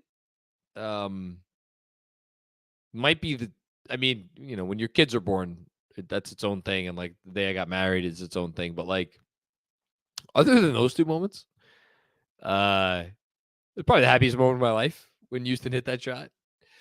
I jumped up so high. I was living in a house. I think I've told this before, but I was living in a house where in the basement there was a drop ceiling with the big ceiling tiles or whatever. And I am not athletic and I'm short for anybody who doesn't know. And I jumped up so high and I dislodged one of the ceiling tiles after he hit that shot. And but they didn't win it yet. There was a shot after that, and I forget. Andrew surely is going to remember. Was it Marley who put up the attempt to win it after the Houston shot, or was it Hardaway? It was Terry Porter. Terry Porter. Oh my god! And then Van Gundy was pissed because there was an illegal screen to get him open. So when you watch the rest of the game in '99, and the Knicks are celebrating, Larry Johnson's literally pointing to the crowd and saying, "Fuck out of here." Sorry, love Larry. There's Ewing, and he's yelling at the referees while they're walking off the court, and he did the Tibbs Jesus Christ. So might be the rewatch later on tonight. Got to be honest. So that's a good call. Yeah, that's a good call. Yeah, favorite moment of my life is other than my wife and kids. Thanks to Rod. Anthony Six though. The year's 2050. President Julius Randle sits courtside, amused as he watches Knicks complete their 27th consecutive undefeated season. Hashtag overreact. Not enough. I need more, Anthony. I need more. Hamdy M, IQ, just another day at the office. It's been a lot of Julius love with some Brunson love. He's the rightful sixth man of the year. And it is just another day at the office. What was it? 20? Is it? Did I say that right? 21 points on 11 shots? Was that what it was tonight? 22 minutes, 11 shots, 21 points. He is, again, death taxes, Emmanuel quickly helping the team win ball games. Metronome, all of the things. He's so necessary. He's so necessary. He's the third. Again, think about this. There is a pretty clear in the league right now, top 7 or top 8. And I'm not going to disrespect the Kings anymore. I'm watching the Kings. They're up 9 on the freaking Clippers, who have lost 4 in a row and seem pretty desperate. The Kings are up by 9 on them with 4 minutes to go. So the Kings belong in this conversation too. There are 8 teams that have separated themselves as like, these are the best 8 teams of this NBA season. The Knicks are one of them. Emmanuel quickly is the third best / third most important player on one of those 3 teams. So there's just not that many guys who are in the caliber of when you talk about what he brings that they need. They need it. They cannot win without it against games like this. Fantastic game from quickly. Big shots. 5 and 9 from deep. Man. Thanks, Andy. Andrew Palladino. First game I've watched with my dad since the 2021 season. Oh, that's really cool, man. That's really nice. I really thought they were going to lose, but they pulled it out. Wow. Are we dreaming? I thought they were, again, when Randle was fumbling with the damn ball, too, before the shot. That won it. Yeah, I was preparing myself. I was preparing myself for sure. Are we dreaming? I don't think so. I don't think so. It's, everything in life equalizes, everything in sports equalizes. So like there will be a come down at some point. We know it. It's inevitable, but we've been through the at GMAC, but the come down is the Mets. We've been through a lot of tough times as Knicks fans. We've had a lot of come downs. So this is, again, just like this game was repayment maybe for the Dallas game, maybe this season is repayment for some of that stuff. Thanks, Andrew. Justin Bystrak with another one. Do we trade Randle now in the offseason while his value is high? JK. I appreciate the joke. Hashtag 53 wins. Hashtag Robert Cross. Robert Cross is getting hashtag now. That Bend, Oregon is going to need to put up a sign pretty soon. The new home of Robert Cross. We're at that level. Shout out to Robert. Thanks, Justin. Dan, what's going on? Thanks for the generous contribution, Dan. Is it fair and reasonable to say a certain Miami fan thinks Jalen Brunson is less cute after tonight? Until proven otherwise, I'm assuming we're an Eastern Conference contender. I got to believe what I'm seeing at some point. It's this year. Now I guess I know what it feels like to be a fan of like a team in the West. I mean, pick any number of years, really, from like when Jordan retired to, now. When it was just like I'm thinking back to what was I forget their seedings, if it was 3-6 or 7-2. I think it was 3-6. When the Spurs played the Clippers and Chris Paul hit that shot in Game 7 and sent the Spurs packing, like, you had some of those years out West where it was just like, oh, these might be like either of these teams, if they win this first round series, could go on and make a finals run. Like you had, and again, I'm not putting us there yet, even though again they could win any series. It's just about, can you win all of the series, right? But no, they're a threat. They're a threat. They have to be taken seriously. All of the things. Thanks, Dan. Yanni Golan. What's going on, Yanni? Yes! Let's fucking go, Knicks. Hey, KFS. Wow. The best way to start the Shabbat. Oh, awesome. I love this, all of it. Wife told me lately I'm smiling more. Just don't let it end. Best feeling in a long time. Just don't let it end. I feel that's so much, Yanni. I don't want it to end. That's why let's enjoy it. Let's enjoy it. Let's enjoy it. Let's enjoy it. Ryan, what's going on, Ryan? I am not okay. F the mother effing Heat. I gotta try to keep it somewhat PG-13 to R. Jesus, this game.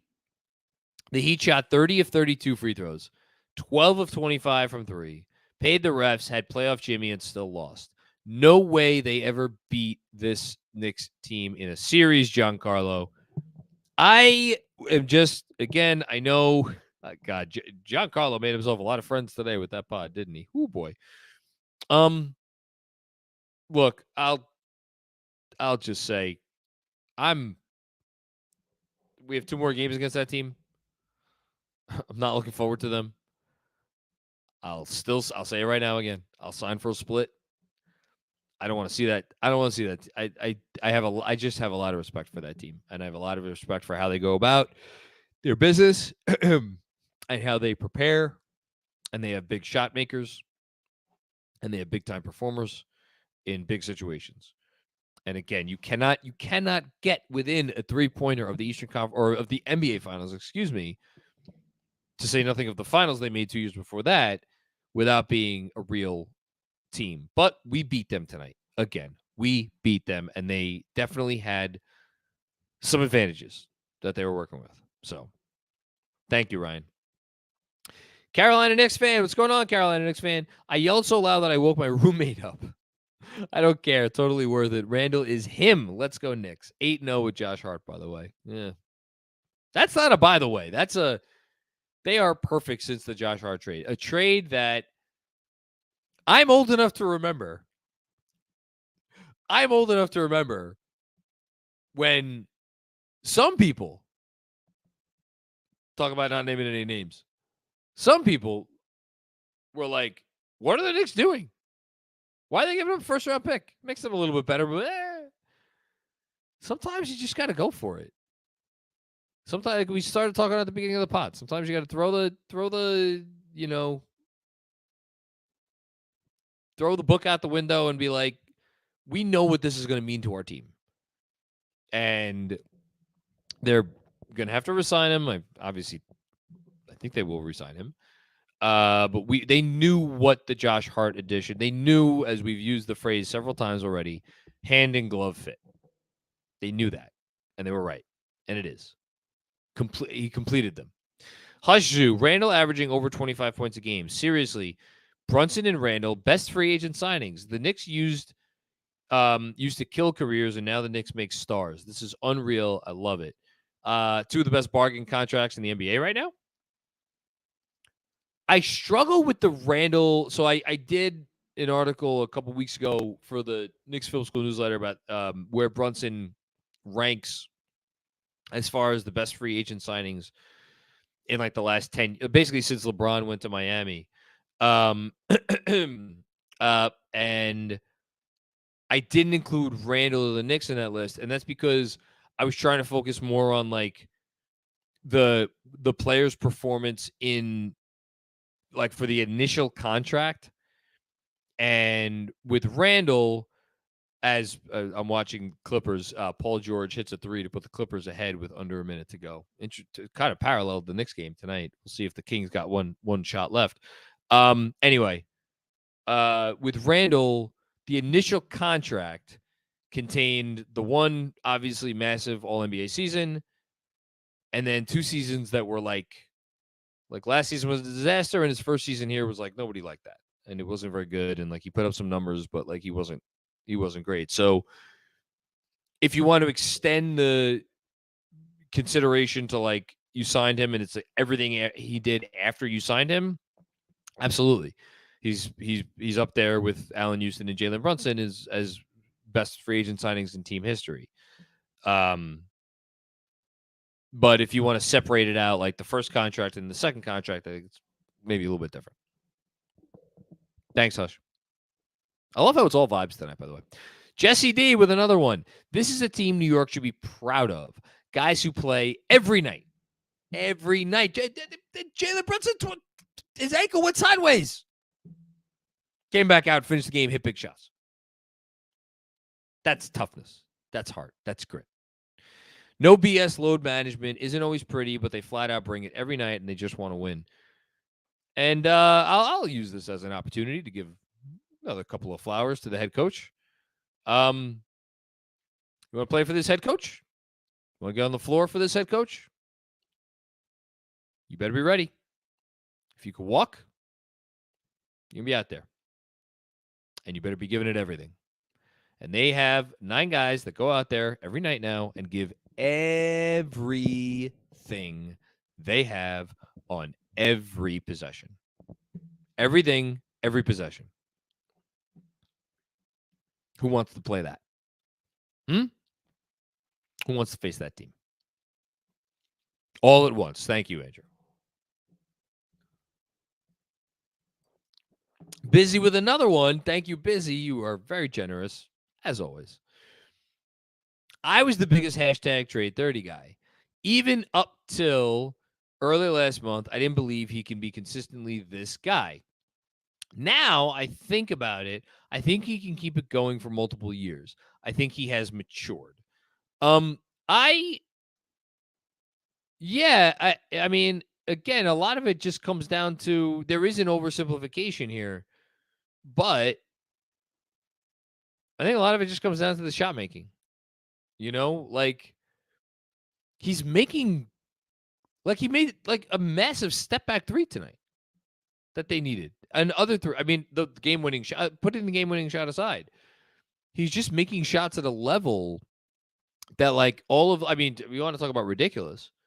All of these NBA lists that came out, you know, throughout this season, really up until recently, even ranking Julius Randle like in the like 40s or whatever, whereabouts. Like Julius Randle, the way he's playing right now, the way he's defending and the way he's shooting it, like how is he not at least one of the top? I mean, he's an all-star. He's going to be another all-NBA team, barring anything unforeseen.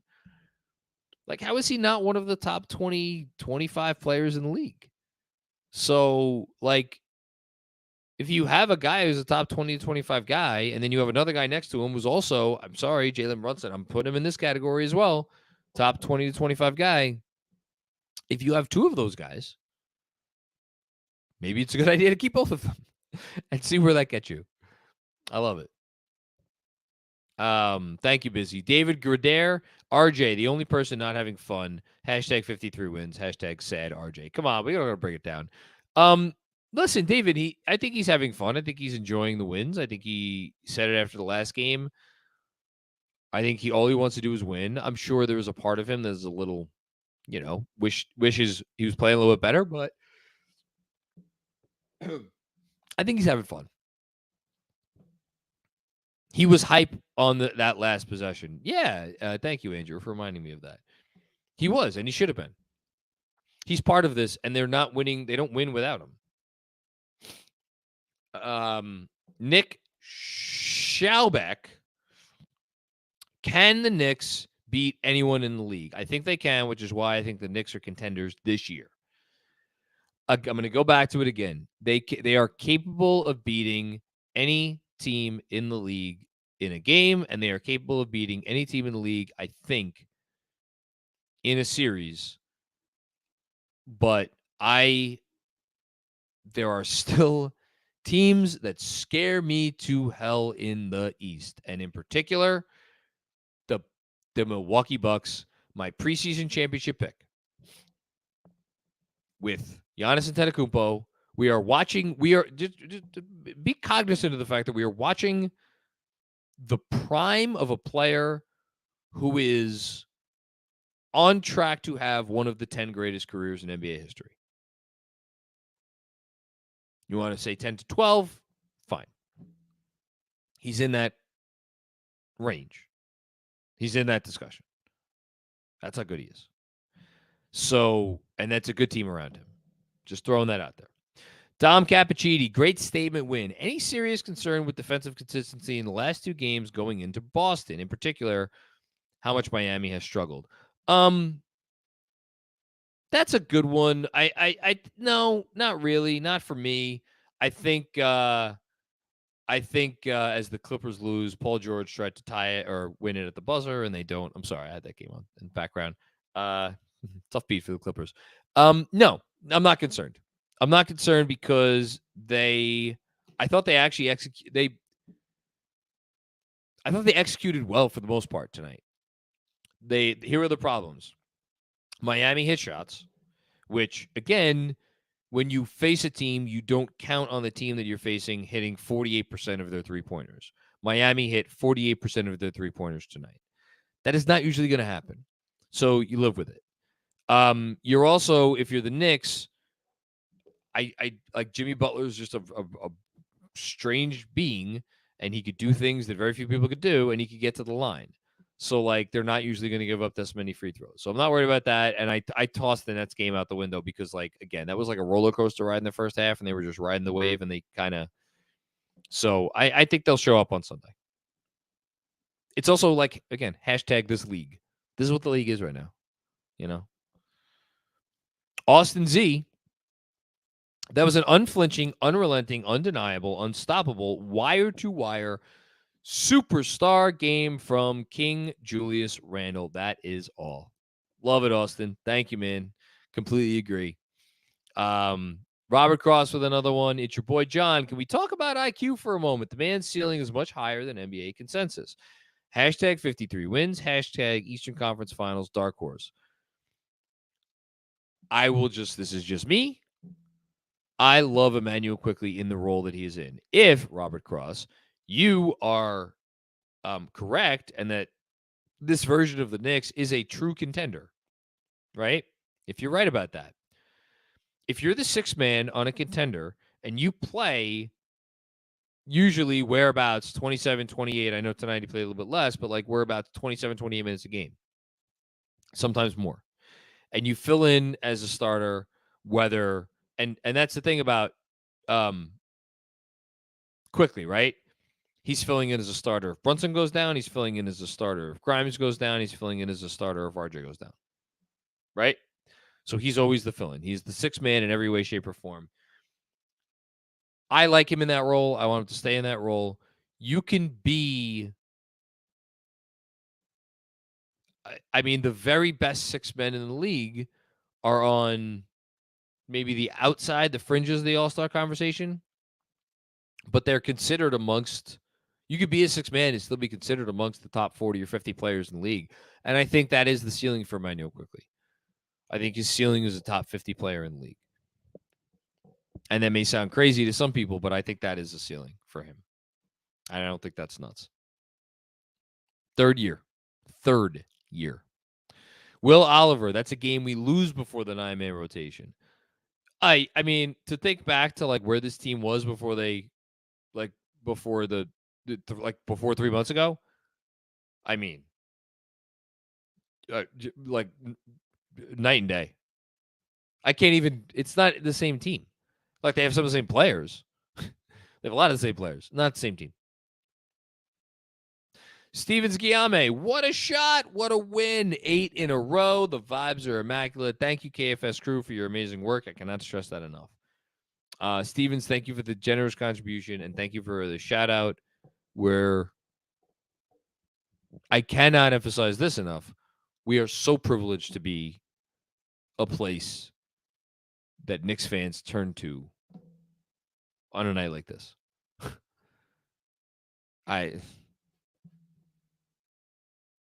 Dream job. That's all I'll say. Dom Cappuccini. Tonight was almost the night where free throws killed us. Again, you want to make more than 11 of 17. Did they actually shoot better? Hold on here. Hang on here for one gosh darn second. No, not quite. They almost shot better from the field than they did from the free throw line. 58% from the field, 64.7% from the line. Not great, Bob. They got to shore that up for the playoffs. If only Brooklyn lost, where did that come from? Yeah, I'm trying to think if I wanted Brooklyn to lose tonight, because like I don't think I'm not as worried about Brooklyn as I am about Miami, and yet tonight, like you can't come back from 28 down unless you have belief in yourself, unless you're capable of doing some things still as an NBA team, unless you care. And Brooklyn does care. They've just been struggling. I don't know. Maybe they're still going to be heard from. Who knows? But yeah, I'm more curious about the impact that'll have on Boston.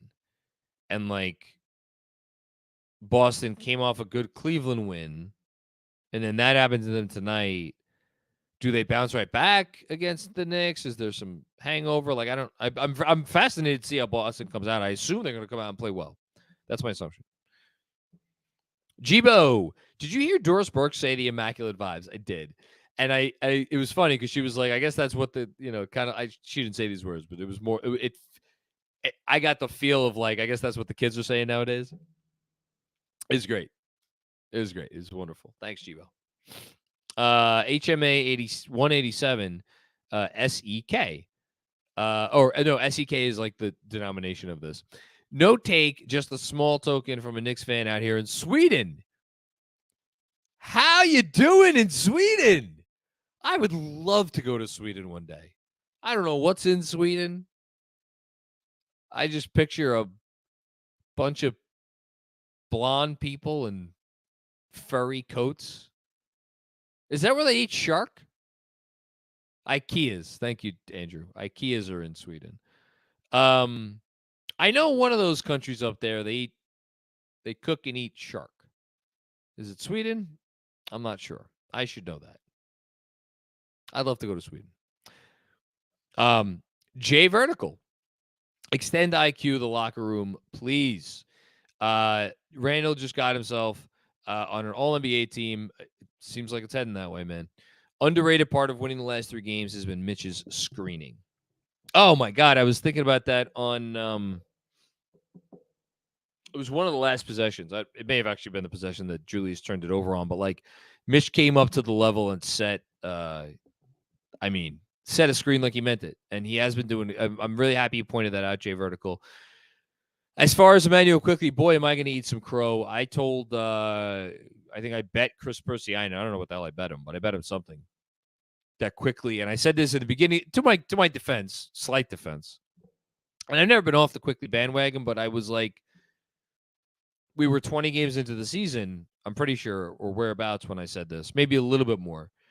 And I was like, I don't think he gets extended for like that much more than the mid-level. I'd be surprised if he got extended for more than $13 million a year. And now that take looks absolutely like the most ridiculous thing in the world, because that is a player who, if I was Emmanuel Quickley's agent, I'd be like, okay, well, I think the annual number should start with a 2. It's not crazy. Like, I know he's a prototypical, like in size at least, like a prototypical big wing, but like DeAndre Hunter got 4 for 90 this summer, right? It's DeAndre Hunter. Guess who's a better player than DeAndre Hunter? Yeah, I trust Ian Begley, and Ian Begley, again, remember, first rule of following the Knicks. Ian Begley always downplays what he knows and what he hears. So when Ian went on the putback with me yesterday and was like, I would be very surprised if the Knicks did not open up the checkbook to keep Emmanuel Quickley around, I read that or heard that as like the Knicks will be extending Emmanuel Quickley this summer. And they probably have an idea of what it's going to take to extend him. And they'll do it. It's going to be for a hell of a lot more than $13 million a year. Keith with another one was literally in the gym screaming and jumping like a madman. I love that. There's absolutely nada that can have that effect on me like the Knicks. I live for this. I'm with you. I want to say, like, this is sports, right? This is sports. And I used to follow other sports and I used to root for other teams. I don't anymore because this is kind of, dominated. But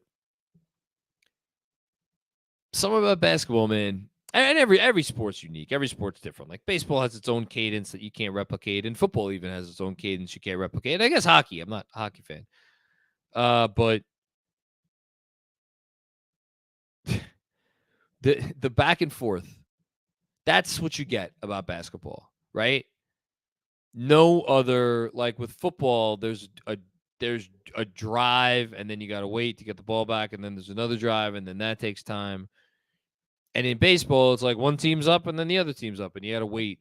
Basketball, it's like euphoria.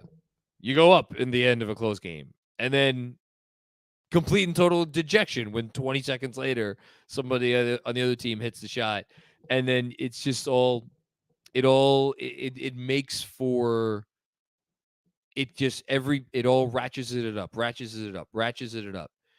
and then you get to that crescendo at the end of a game that has been a back and forth game down the stretch where both teams are locked in, and it's not that anyone's giving it away, it's that they're taking it, and then you get a shot like that. Man, nothing like it. Jamie Naucho. My boyfriend, Juanon, oh my God, is an OG Knicks fan. I started watching the season and haven't missed a game or a KFS postgame since. Thank you for being a part of this, Jamie. We appreciate you here. I am all in. IQ is my favorite Knick. I love how he turned it around, and I love the KFS family. Thank you. Your boyfriend's really cool and very generous, and we love his energy here on the post games and in our Discord. And I'm glad you're aboard too. I'm glad you get to be along for the ride. I wish I love my kids, but I wish my wife wasn't so tired all the time, and she was, because she was here with me for the We Here season. We watched a lot of those games together. I wish she would have been able to watch this one. At the same time, I will say, she came in and she was watching for a while, and it was the beginning of the third quarter when things stopped going well. And she's like, I'm leaving. I'm bad luck. And then went to bed. Thanks, Jamie. Joseph J. Jews are future 4. Trade Obi for value this offseason. Yes. I don't know what that value is going to be. And they don't need to trade him. Approach every potential transaction on its face. Let's not trade Obi tonight. Thank you. Thanks, Joseph. Appreciate you. The one JP. Thank you. Julius's shot was nice and all, but how about all those tough free throws Butler was hitting? Knicks are here. Listen, Jimmy made the shot at the end, the one that put him up. I got to go back and rewatch that. That's what I want to rewatch. But We made the last one. That's all that matters. Trying my best. Dude, GMAC talked to the dude that GMAC talked to on the pregame was such a Knicks troll. He talked smack on MSG and was wildly unprepared. Jalen Brunson showed who he is. Randle's a beast. So, like, again, Giancarlo is a nice guy, and I think he was educating himself in the moment when he was like, are the Knicks a good road team this year? Oh. Yes. GMAC was like, they're actually the second best road team in basketball, and like wildly successful on the road. The last game that, as you pointed out, Andrew, that the Knicks played against the Heat, Jalen Brunson did not play.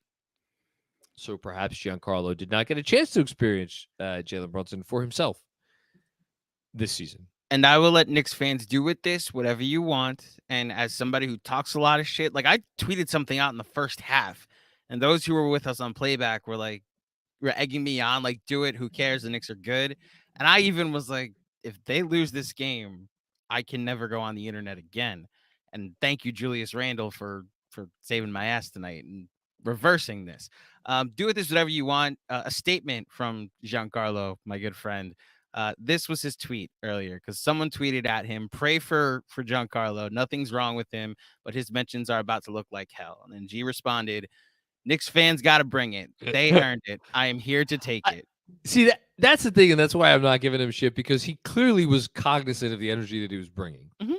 You know, like, I don't know if the in on the bit phrase applies here, but like, he knew exactly what he was doing. He knew the reaction was going to get, and like, look, he's good at what he does. So yeah, and as he knew the energy he was bringing, so did we on the post game. So I'm happy. It's funny. We had talked about, because they played the Heat 2 other times, and I know, like, the thought was maybe I'd go there next time and go full wrestling heel. I think I already did. So I think we're at the point where these crossovers are going to get more and more interesting as one team goes one way and the other team goes the other. I might want to get tagged in for one of these. Hell yeah. I got that energy. Sam Garcia's urologist. This is the Julius Randle shot of the KFS post games right here. Found the secret to Josh Hart's great play. His wife is hot. According to my sources, possible little Hart do sometime around playoff time. Anyway, please tell Sam his happy pills won't be ready till Monday. #sorry. The best bit in niche NBA post-game live streaming.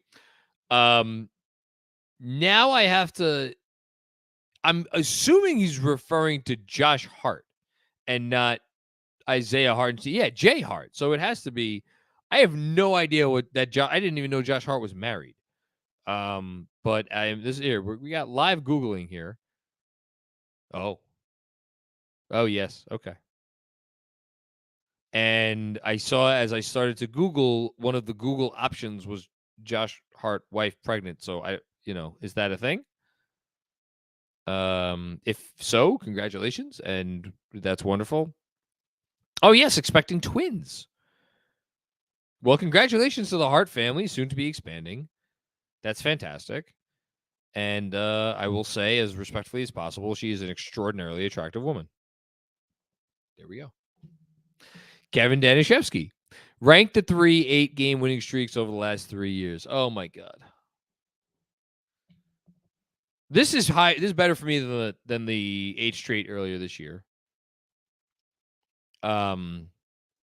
Because it was, I spoke about this recently. There was still this like we were building this like luxury house on top of a foundation that was still shaky from being 10-13. And like, I was also thinking about this earlier today, and I know this is not what you're asking, and I'm going to make this a very, very quick aside, but like, and please don't take this the wrong way, because it's going to come out the wrong way. The Knicks got lucky with the schedule in this way. I don't think I'm ruffling any feathers when I say that the Knicks did not play their best basketball earlier this season, but they came like at the beginning, And like the fact that they did get to, and you got to beat who's on your schedule and the whole thing and all of that. And I get all that, but like they did early on get to start with a 3-game homestand against the Pistons and the Magic and the Hornets. And then they got to play the Philly missing their, 2 guys. And then like they caught Detroit again. And then they, like Golden State without Curry. And I'm trying to think of, and then Detroit again. I'm just like going through the schedule. So like, actually Golden State without Curry came a little bit later. But like they got enough of those games where even though they were not playing their best basketball, so like the reason I point that out now is they were 10-13 before that first 8-game winning streak, and I would argue that the ground was even shakier than you would normally expect for a 10-13 team because of the fact that we knew that there was that they hadn't had a whole lot of quality wins, for one, and two, the losses were, I mean, I don't need to speak about the losses. Some of those losses were just like, oh my God, what is wrong with this team? To say nothing of the final loss that got them to 10-13, the Mavs loss. So like, because of that shaky foundation, I couldn't get fully like, oh my God, we're here now, because of 8 straight wins. So it definitely goes above that. As far as the 9 straight from the We Here season,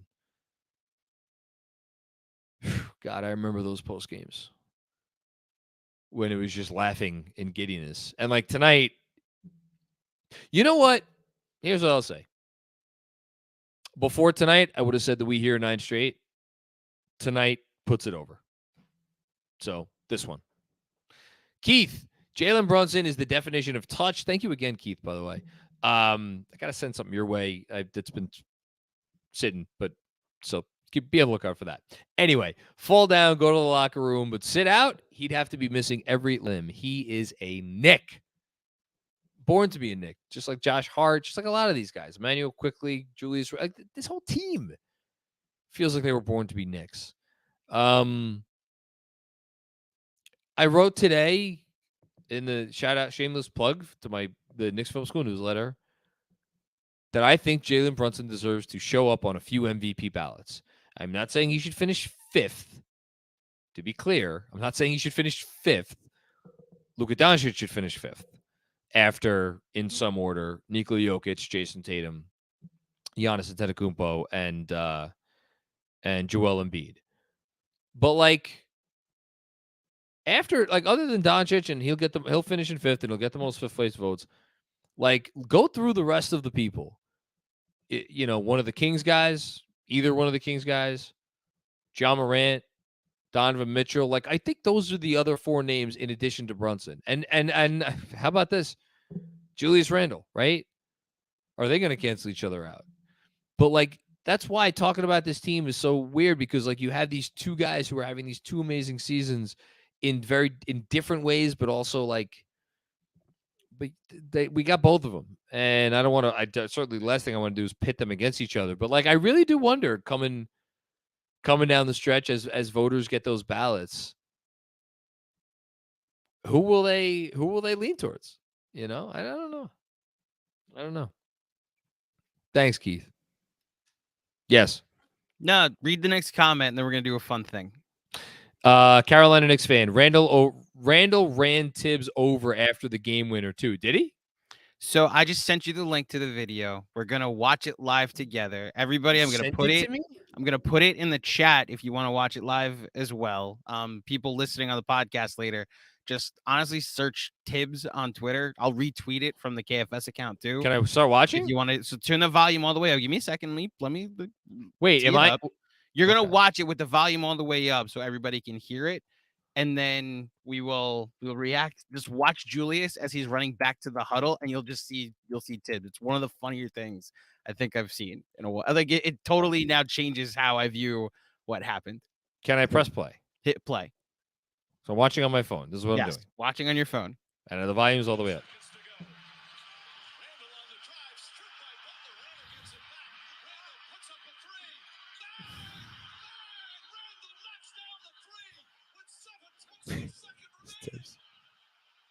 Wait for it.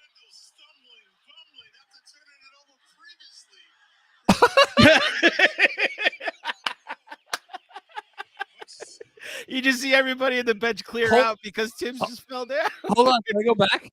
Yeah, go ahead, rewind it. Watch I it have- again if you want. Oh my He literally just ran him over. People on the podcast, I'll actually hyperlink this on the podcast description. Oh as my well. God, he went down. He I literally. have to watch it. Hold on, I have to do it one more time, just Go in ahead, slow that's fine. motion. He goes. Does he not? So he has his arms up and he's Yeah. going back to the huddle, and Tibbs is walking back to the huddle slowly, right in front of him, and then he like is but he's trying to get to the huddle. Yeah, That's the thing. He's trying to Yeah. get to the huddle, and then oh my God, Joyce just runs him over. but Tibbs went. But here's the thing: Tibbs goes down like a ton of bricks. yes. It was like in a amazing. heap. Oh my God. Yes, It does make it so much better. it does. Shout out to Tibbs. Yeah, My shout out guy. Tibbs. Shout out Julius Randle. Shout out everything being funny. Everything is funny. Oh man. Dom Cappuccini with another one. Thank you, Dom. At this point, I'm legitimately curious if they can get to 50 wins. If they come up victorious on Sunday, I will start buying in. # we back. See, now that I'm here for a little bit more than 50, all due respect to Robert Cross. Then 53. So they have 16 games left. Right? They have 16 games left. Can we just read them off real quick? So here are the games that they have left. At Boston, Charlotte. So by the way, we should say they could lose 5 more times. Right? They could lose 5 more times and win 50 games. So here's the schedule. See, track for yourself if they could go 12-5 here. At Boston, Charlotte at home. At Sacramento, a big win tonight. At the Clippers, big loss tonight to Sacramento. At the Lakers, no LeBron James. At Portland, who lost to the Hawks tonight and is, shall we say, stumbling. First greatest Dame is playing. Denver at home. Minnesota at home. Back to Miami. At Orlando. Houston at home. Miami at home. At Cleveland. Talk about a key game. Washington at home. At Indiana. At New Orleans. Who knows what that game is going to mean for the Pelicans. And then Indiana again. Here are my initial impressions. I think they will do no better than a split against the Heat in those 2 remaining games. And I would sign for a split right now. Denver, is it just an awful matchup for us? It's just a terrible matchup. I know they're home for Denver. It's a terrible matchup. I'm certainly not going to sit here and be like, we're definitely beating the Denver Nuggets. So I'm going to put that down as a loss. The West Coast road trip at Sacramento, at the Clippers, at the Lakers, at Portland. I feel pretty good about 2-2 on that trip. Can they go 3-1? That's the question. Can they go 3-1 on that trip? Even if you give them 2-2 on that trip, that's 2 more losses. So now we're up to 4.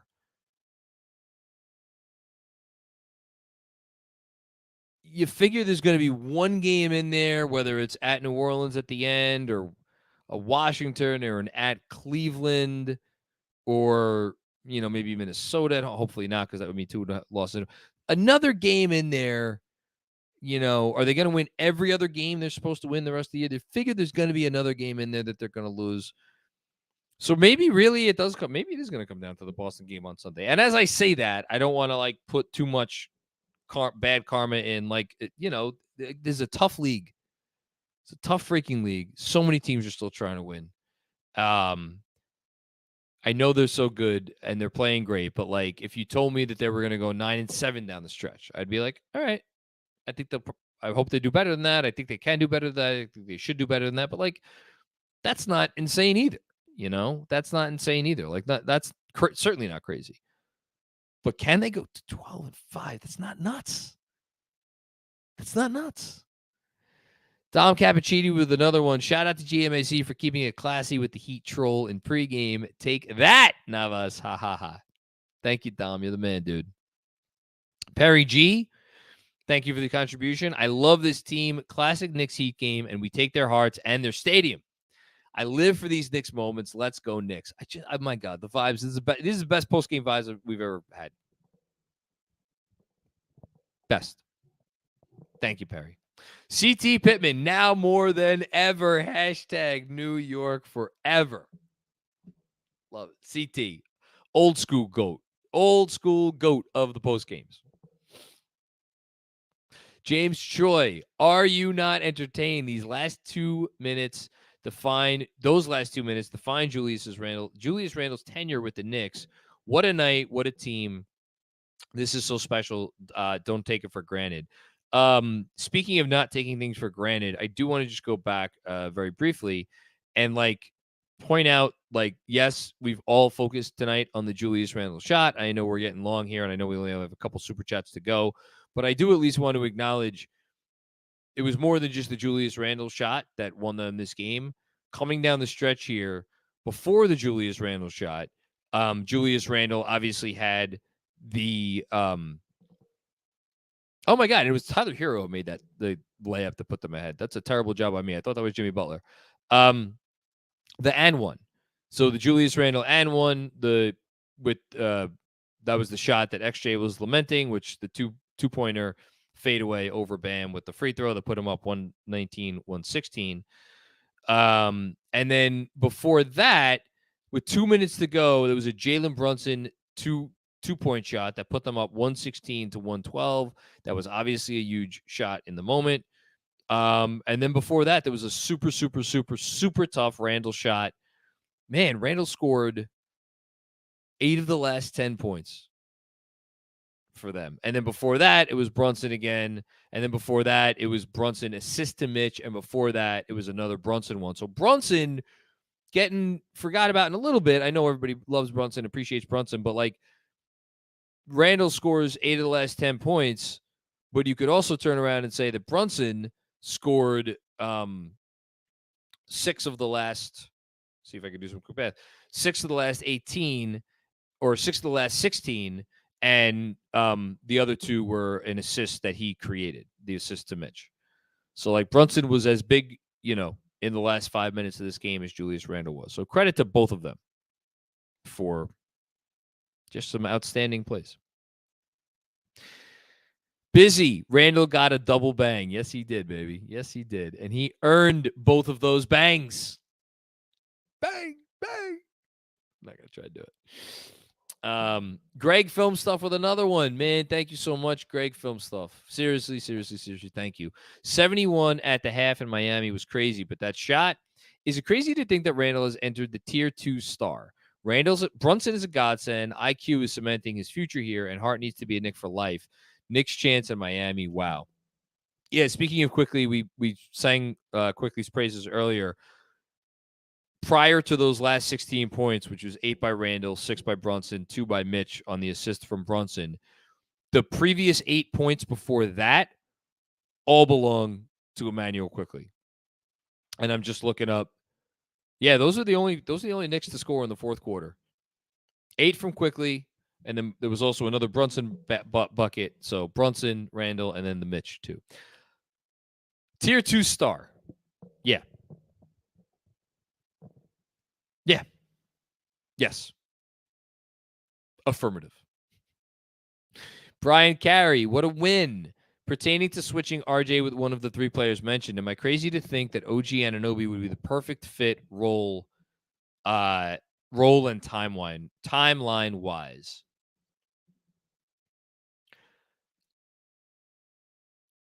Here's my hesitation. I'd be more up for that sort of conversation if you gave me Mikal Bridges, because I have more faith in Mikal's outside jump shot. Mikal has played with, has a bit of a thing with Josh Hart and Jalen Brunson, so there's the connection there. I think Mikal, I am higher, and I believe Mikal Bridges had 38 points tonight. I'm higher on Mikal as a creator with the ball in his hands. And let's just be frank, I don't know what was offered for OG Anunoby, but like I'm pretty sure if Masai Ujiri got the package that was rumored to be offered for McCall, which I think it was the Grizzlies offered 4 first-round picks, so 3 of their own and the Warriors pick. If that package was offered to Memphis for OG Anunoby, my guess is that Masai would have taken it and run to the bank with it. And that package was turned down by the Nets for McCall. I'm not saying necessarily that was the wrong or the right move, but it's very clear that the Nets feel that they have something in Mikal Bridges, and like they should. Dude's freaking awesome. So if you're going to give me a non-star in that for that as an alternative option, Mikal would be my one. Thanks, Brian. Good question. Good thought. Dave Murray, thank you for the contribution. Appreciate you, man. Harry Donor, thank you for the contribution. You guys are too generous. Seriously, dude. Harry especially. You're always doing this stuff. RJ Team, Randle doing this with fans in the arena against playoff teams in a playoff atmosphere. This might be the Randle year in the playoffs. To me, it all, like, there's 2 things that I'm always going to watch with Julius Randle. Maybe 3 things. Thing number 1 is the 3 falling. And if he misses a few threes, how will that impact their offense? Because right now, his 3-point shooting and his willingness to take a high volume of 3-point shots has become an instrumental part of their offense. Because and the reason for that is if he starts missing some and then stops taking them, and then it's going to change how teams defend him. It's going to change how teams defend them. And it's going to make it a little bit harder. He's been firing away all year. He needs to keep firing away, and he needs to keep hitting enough to justify that. That's thing number 1. Thing number 2 is just the decision-making needs to continue to be quick. Not always, it doesn't always have to be quick, but like it needs to be either quick or solid. And like, none of the bad. Like we know what the bad is, right? Dribbling into turnovers and over-dribbling and doing the things that we know Julius Randle has done in the past that he hasn't done a lot of lately. That's thing number 2. And then thing number 3 is just like, and this is the one I hesitated with, try to avoid too many of the tough shots, right? And that's where I hesitate because, like, dude's making them, and he's making a lot of them. So, like, I don't even know if I should add that on. But, yeah, I have faith in him. I have faith. Abdoulaye Diallo. Jewel, Stephen Curry, Andel on fire tonight. I like it. I like the effort there. Appreciate you, man.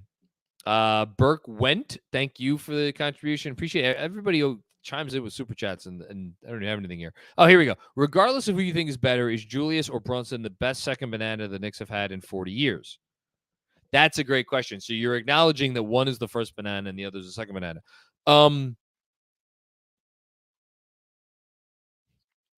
So with the man, this is tough. So Stoudemire, when had started to break down already when Melo got here, and they hadn't gotten Tyson Chandler yet, obviously. But I want to at least give a tip of the cap to Amari Stoudemire, at least the rest of that season, even though it didn't work. But like, this is clearly a better fit. And like those 2 guys played the same position, as we soon discovered. Like they needed, Carmelo Anthony needed to be at the 4. Amari Stoudemire needed to be at the 4 because he couldn't defend the 5. So I'll give it the whoever is the number 2 the nod over Stoudemire. Before that, basically since I've been watching Knicks basketball, and I'm not going to speak to the late 70s and early 80s with I don't know, like the McAdoo teams and or even the King teams, but I don't think there was anyone in competition for this with the Bernard King teams.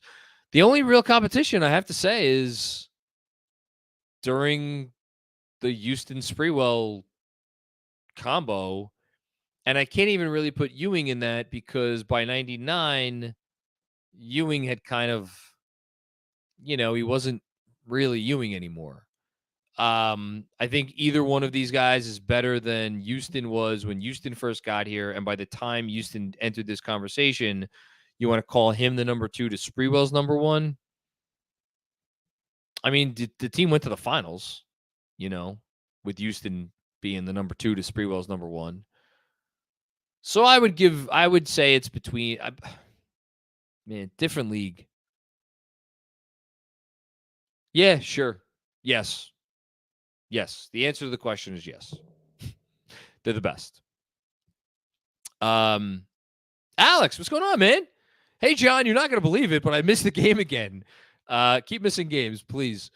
Was it good? I can't wait to see it tomorrow. What should I be on the lookout for? As an aside, Something Rotten is a fun musical. Did I see Something Rotten?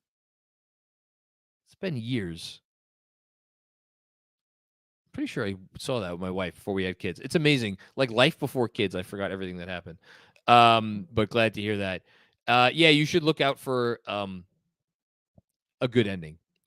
Anthony Sixto, the year is 2075, my lord. All teams conquered, renamed Knicks, and relocated to New York. Kamish Kaiden Randle ensures the Knicks win the chip forever. Hashtag overreact more. Best bet of the night, Anthony. Thank you. Alex, watching the fourth quarter now. No spoilers, please. Sorry. Thanks, Alex. Greg Moran, cute song. L, it's the letter of the day. Bang, bang. L, it's the letter of the day. As a dad who's had a lot of those letter of the day songs running through my head. Or but actually, no, it's the number of the day, right? With Sesame Street, it's the number of the day. Letter of the day. Because that's where the Elmo letter of the day. Clap, clap. It's a letter. It's a letter. Actually, Which kids, is the you one might know this more than I do. Which so. is the one that Count does? The number of the day is 4. That's the number. Clap, clap. That's a different song. The letter of the day, you're right, is Elmo. A different thing. Yeah. But I'm thinking of the Count one. But I don't know. Is there a song for letter of the day? That's what there I'm is. confused. Okay. You sure? You're misremembering a tweet, like a video I like to post. So hold on. So when it's been a while because my obviously it's been a few years since my older daughter watched Sesame Street, and my youngest is still doing the Cocomelon thing, which I want to put a bullet in my freaking head every time I hear Cocomelon. Jesus, John. You don't know what Cocomelon is? And I don't. But maybe I don't. Okay. Yeah. I just sent you what I quote tweeted Giancarlo with right after the game. You can play it for everybody if you'd like. I would like. Hold on. Yes. We got like 10 exceptional more. podcasting here. Hold on. Everybody listening. Oh yeah, there it is. Okay. Rewind it. The letter of the day is L. Clap, clap. That's the letter. There you go. Okay. Yeah, that's different than the number of the day. Yes. Thank you. This live stream that was approaching the longest we've ever done has gone places, John. Oh, it has. Yes. Luke Stone, live in South Florida. Good job by you. Good place to live. My roommate is a huge Heat fan. I watched the life leave him after Randle hit that shot and loved every second of it. Yes. That is the energy I want and need in my life right now. Oh, man. Robert Cross, great. I was heading out to go to the gym, and this is still going on. How late are we going on Sunday? Hashtag 53 wins. Here's the question. The question is whether I'm going to be able to write something for this to commemorate this. And I feel like I need to, and I it's not like I'm going to sleep anytime soon. You've done a noon newsletter before. Yeah, but tomorrow's complicated. Again, really going off the rails here. So gymnastics tomorrow, 9 a.m., and then right into the car and right out to the 2-hour drive to the friendly confines of Jamesport, Long Island. Ah, you're going out east. Gotcha. Going out east to celebrate. Oh, shit. It's 1/12 on March 4th. Happy second birthday to Isabel Ava Macri. Hey, you know where I was 2 years ago? To this day, I was hosting my very first post-game live stream. Oh, my God. John had to miss for, I guess, an excusable reason that Izzy was born that night. I watched the entire Pistons game on the TV in my wife's room. Good Pistons win. They kicked the crap out of the Pistons that game. Yes, they did. I was sitting there with my notepad and had nothing to write down for the second half of the game, you know? And I think my wife send in a super chat from her labor bed? Yes, had just given women are better at everything than just superheroes. And then she gave birth to a child and then tuned in for a post game and contributed in the super chat. So shout out to Dolores and happy birthday to little Izzy. Alex with another one. Go get strong, Robert. Be a goddamn man like your boy Money Mitch. Oh, jeez. Hashtag 53 wins. Robert had 17-0, by the way, when you were reading off the schedule. Oh, okay. Yeah, he was been WWW. So that's 55 wins. Yes. New hashtag incoming. Duran visual variant. Do the math again. What our record would be if you gave back those 7 random losses now. Again, I don't want to put it at 7 because it's like you can't count on all of the times that we were right there for a win to actually get the win. My number has fluctuated between 3 and 4. How many more wins should we have this season? Between 3 and 4. Mavs game, Bulls game, Clipper game, and one more, maybe. Steven Santiago, what's going on, Steven? I'm at the tender age of 43, and I like what I see. Not just now, but given the roster, for the first time in a long time, I see a real future. I dislike comparing eras, but these vibes. The tough part with like comparing eras for the Knicks is like there's been so few eras that you want to compare anything to.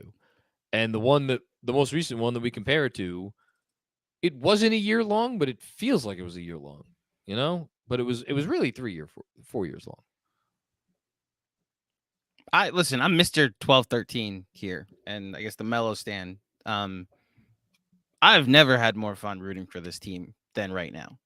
So as far as like we specified this last night on the Casual Friday, like the actual feelings and the magic word vibes. I like this team more than that team. I still love that team. Don't get me wrong, but this is that team got off to, like you said, a 6-0 start, an 18-5 start, and then was like 3 or 4 games over 500, and then a 14-game winning streak, and then that was it. Like it was a one round that was a complicated first round that you almost thought they were gonna make history, and then by the second round it was over. And with this, they could lose. I think we are at the point, I think you'll agree, however the season loses, I'm going to be heartbroken, you know, like however the season ends. I'm not there. Really? But just the fact, not even for the disappointment, heartbroken. It's just like, wow, this is over. Oh, well, it's over. Yeah. Whenever this ends, it's going to be like, damn, that was fun. And it's over. Look, you don't take any season for granted.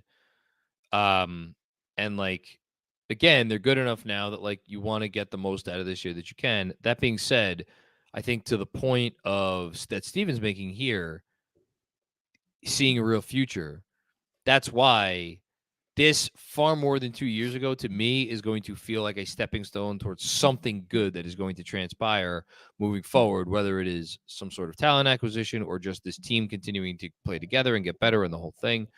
All that said, like, there are a few outcomes that I don't want to experience, and as long as we avoid a few of those, then I'll be all right. All right. Kevin Danishevsky with another one. John, you lost the week again. You have little faith. Bad, terrible job by me. Keep having no faith when we do predictions on Monday. I know. I don't want to change up the what's working. Exactly. Right? Alex, oh my God, Randle for the win, 8 in a row. Let's go next. There you go. 2 more. Brian Letts back in New York for the weekend. Thank you for the contribution, Brian. Living in Houston since 2021. Fun city. And saw the ending in a random Queens bar. Hell yeah. Awesome. I love it. The place lit up when that shot fell. Thanks, John and KFS, for making anywhere feel like home. Oh, man. FPJ Brown. I love that. Ooh, FPJ. That is a deep cut, and young Knicks fans might not know what that is, and listen, I co-sign. If you're a young Knicks fan, you don't know why fuck PJ Brown is relevant. You better go do homework. Yes, educate yourself. Charlie Ward, man. But hold on, just one real quick. Just making the notion that we make any place feel like home is again, I say this a lot. It's as good a compliment as we could get. It's very meaningful. It's not lost on me. And I'm very, very happy to hear. And I hope this is translating throughout the entire city. And I hope it's only going to grow from here. I again, it, like, is it that every bar, if that has a TV that plays sports, are they making sure we got to get the Knicks game on tonight? Mm-hmm. And is it at the point where you walk into a bar and the Knicks game's not on, you walk back out, find another bar? It's like, do we have the heart of the city right now? I hope so. I think so. Oh, yeah. Want to know what's fun, John? And this doesn't necessarily apply to you, but it can. There's 2 teams at Madison Square Garden that currently have the heart of the city, and there you go. One team, for those who don't follow hockey, the Rangers, basically had the same trade deadline that like the Phoenix Suns had, Yes, in the Patrick sense Kane. that they traded for Patrick Kane a few weeks earlier. They traded for Tarasenko, 2 guys that they have so many good forwards. They lost last night because they had their backup goalie in net. But yeah, this team that was in the conference finals last year and added 2 guys, and now the Knicks are coming on with their vibe. So might be partying like it's 1994 for the next couple months. Those were wild times. Mm-hmm. Thank you, Brian. Zach Horowitz, what's going on, Zach? Just ended the game. What a grind. Of course, KFS still up, riding this high. I almost floated off my couch. Was it my heat hate or was the lady ref crooked? I don't know. It was a very favorable whistle for Miami. That's what I'll say. Yes, I agree. All right. And that'll do it. Okay. This was fun. Anything else before we get out of here? Thank you, Julius Randle. And thank you to the New York Knicks. Thank you, Jalen Brunson. Thank you to the Knicks training staff. Would have been a very different mood had Randle not hit that shot. And instead, we got one of the better and more exhilarating post games that we've ever had. And yeah, let's keep it going. I want Boston. And most of all, thank you, everybody out there who's still watching, everybody listening tomorrow. You make this so much fun for us, and you make it so special. And I'm just really fortunate that we can be here and share this experience that we are in the midst of right now, which really does not seem real, with all of you. Best fan base in sports. So glad we got this one tonight. As Andrew said, let's keep it going. But until then, enjoy your weekend. Talk to you soon. Giddy up. The letter of the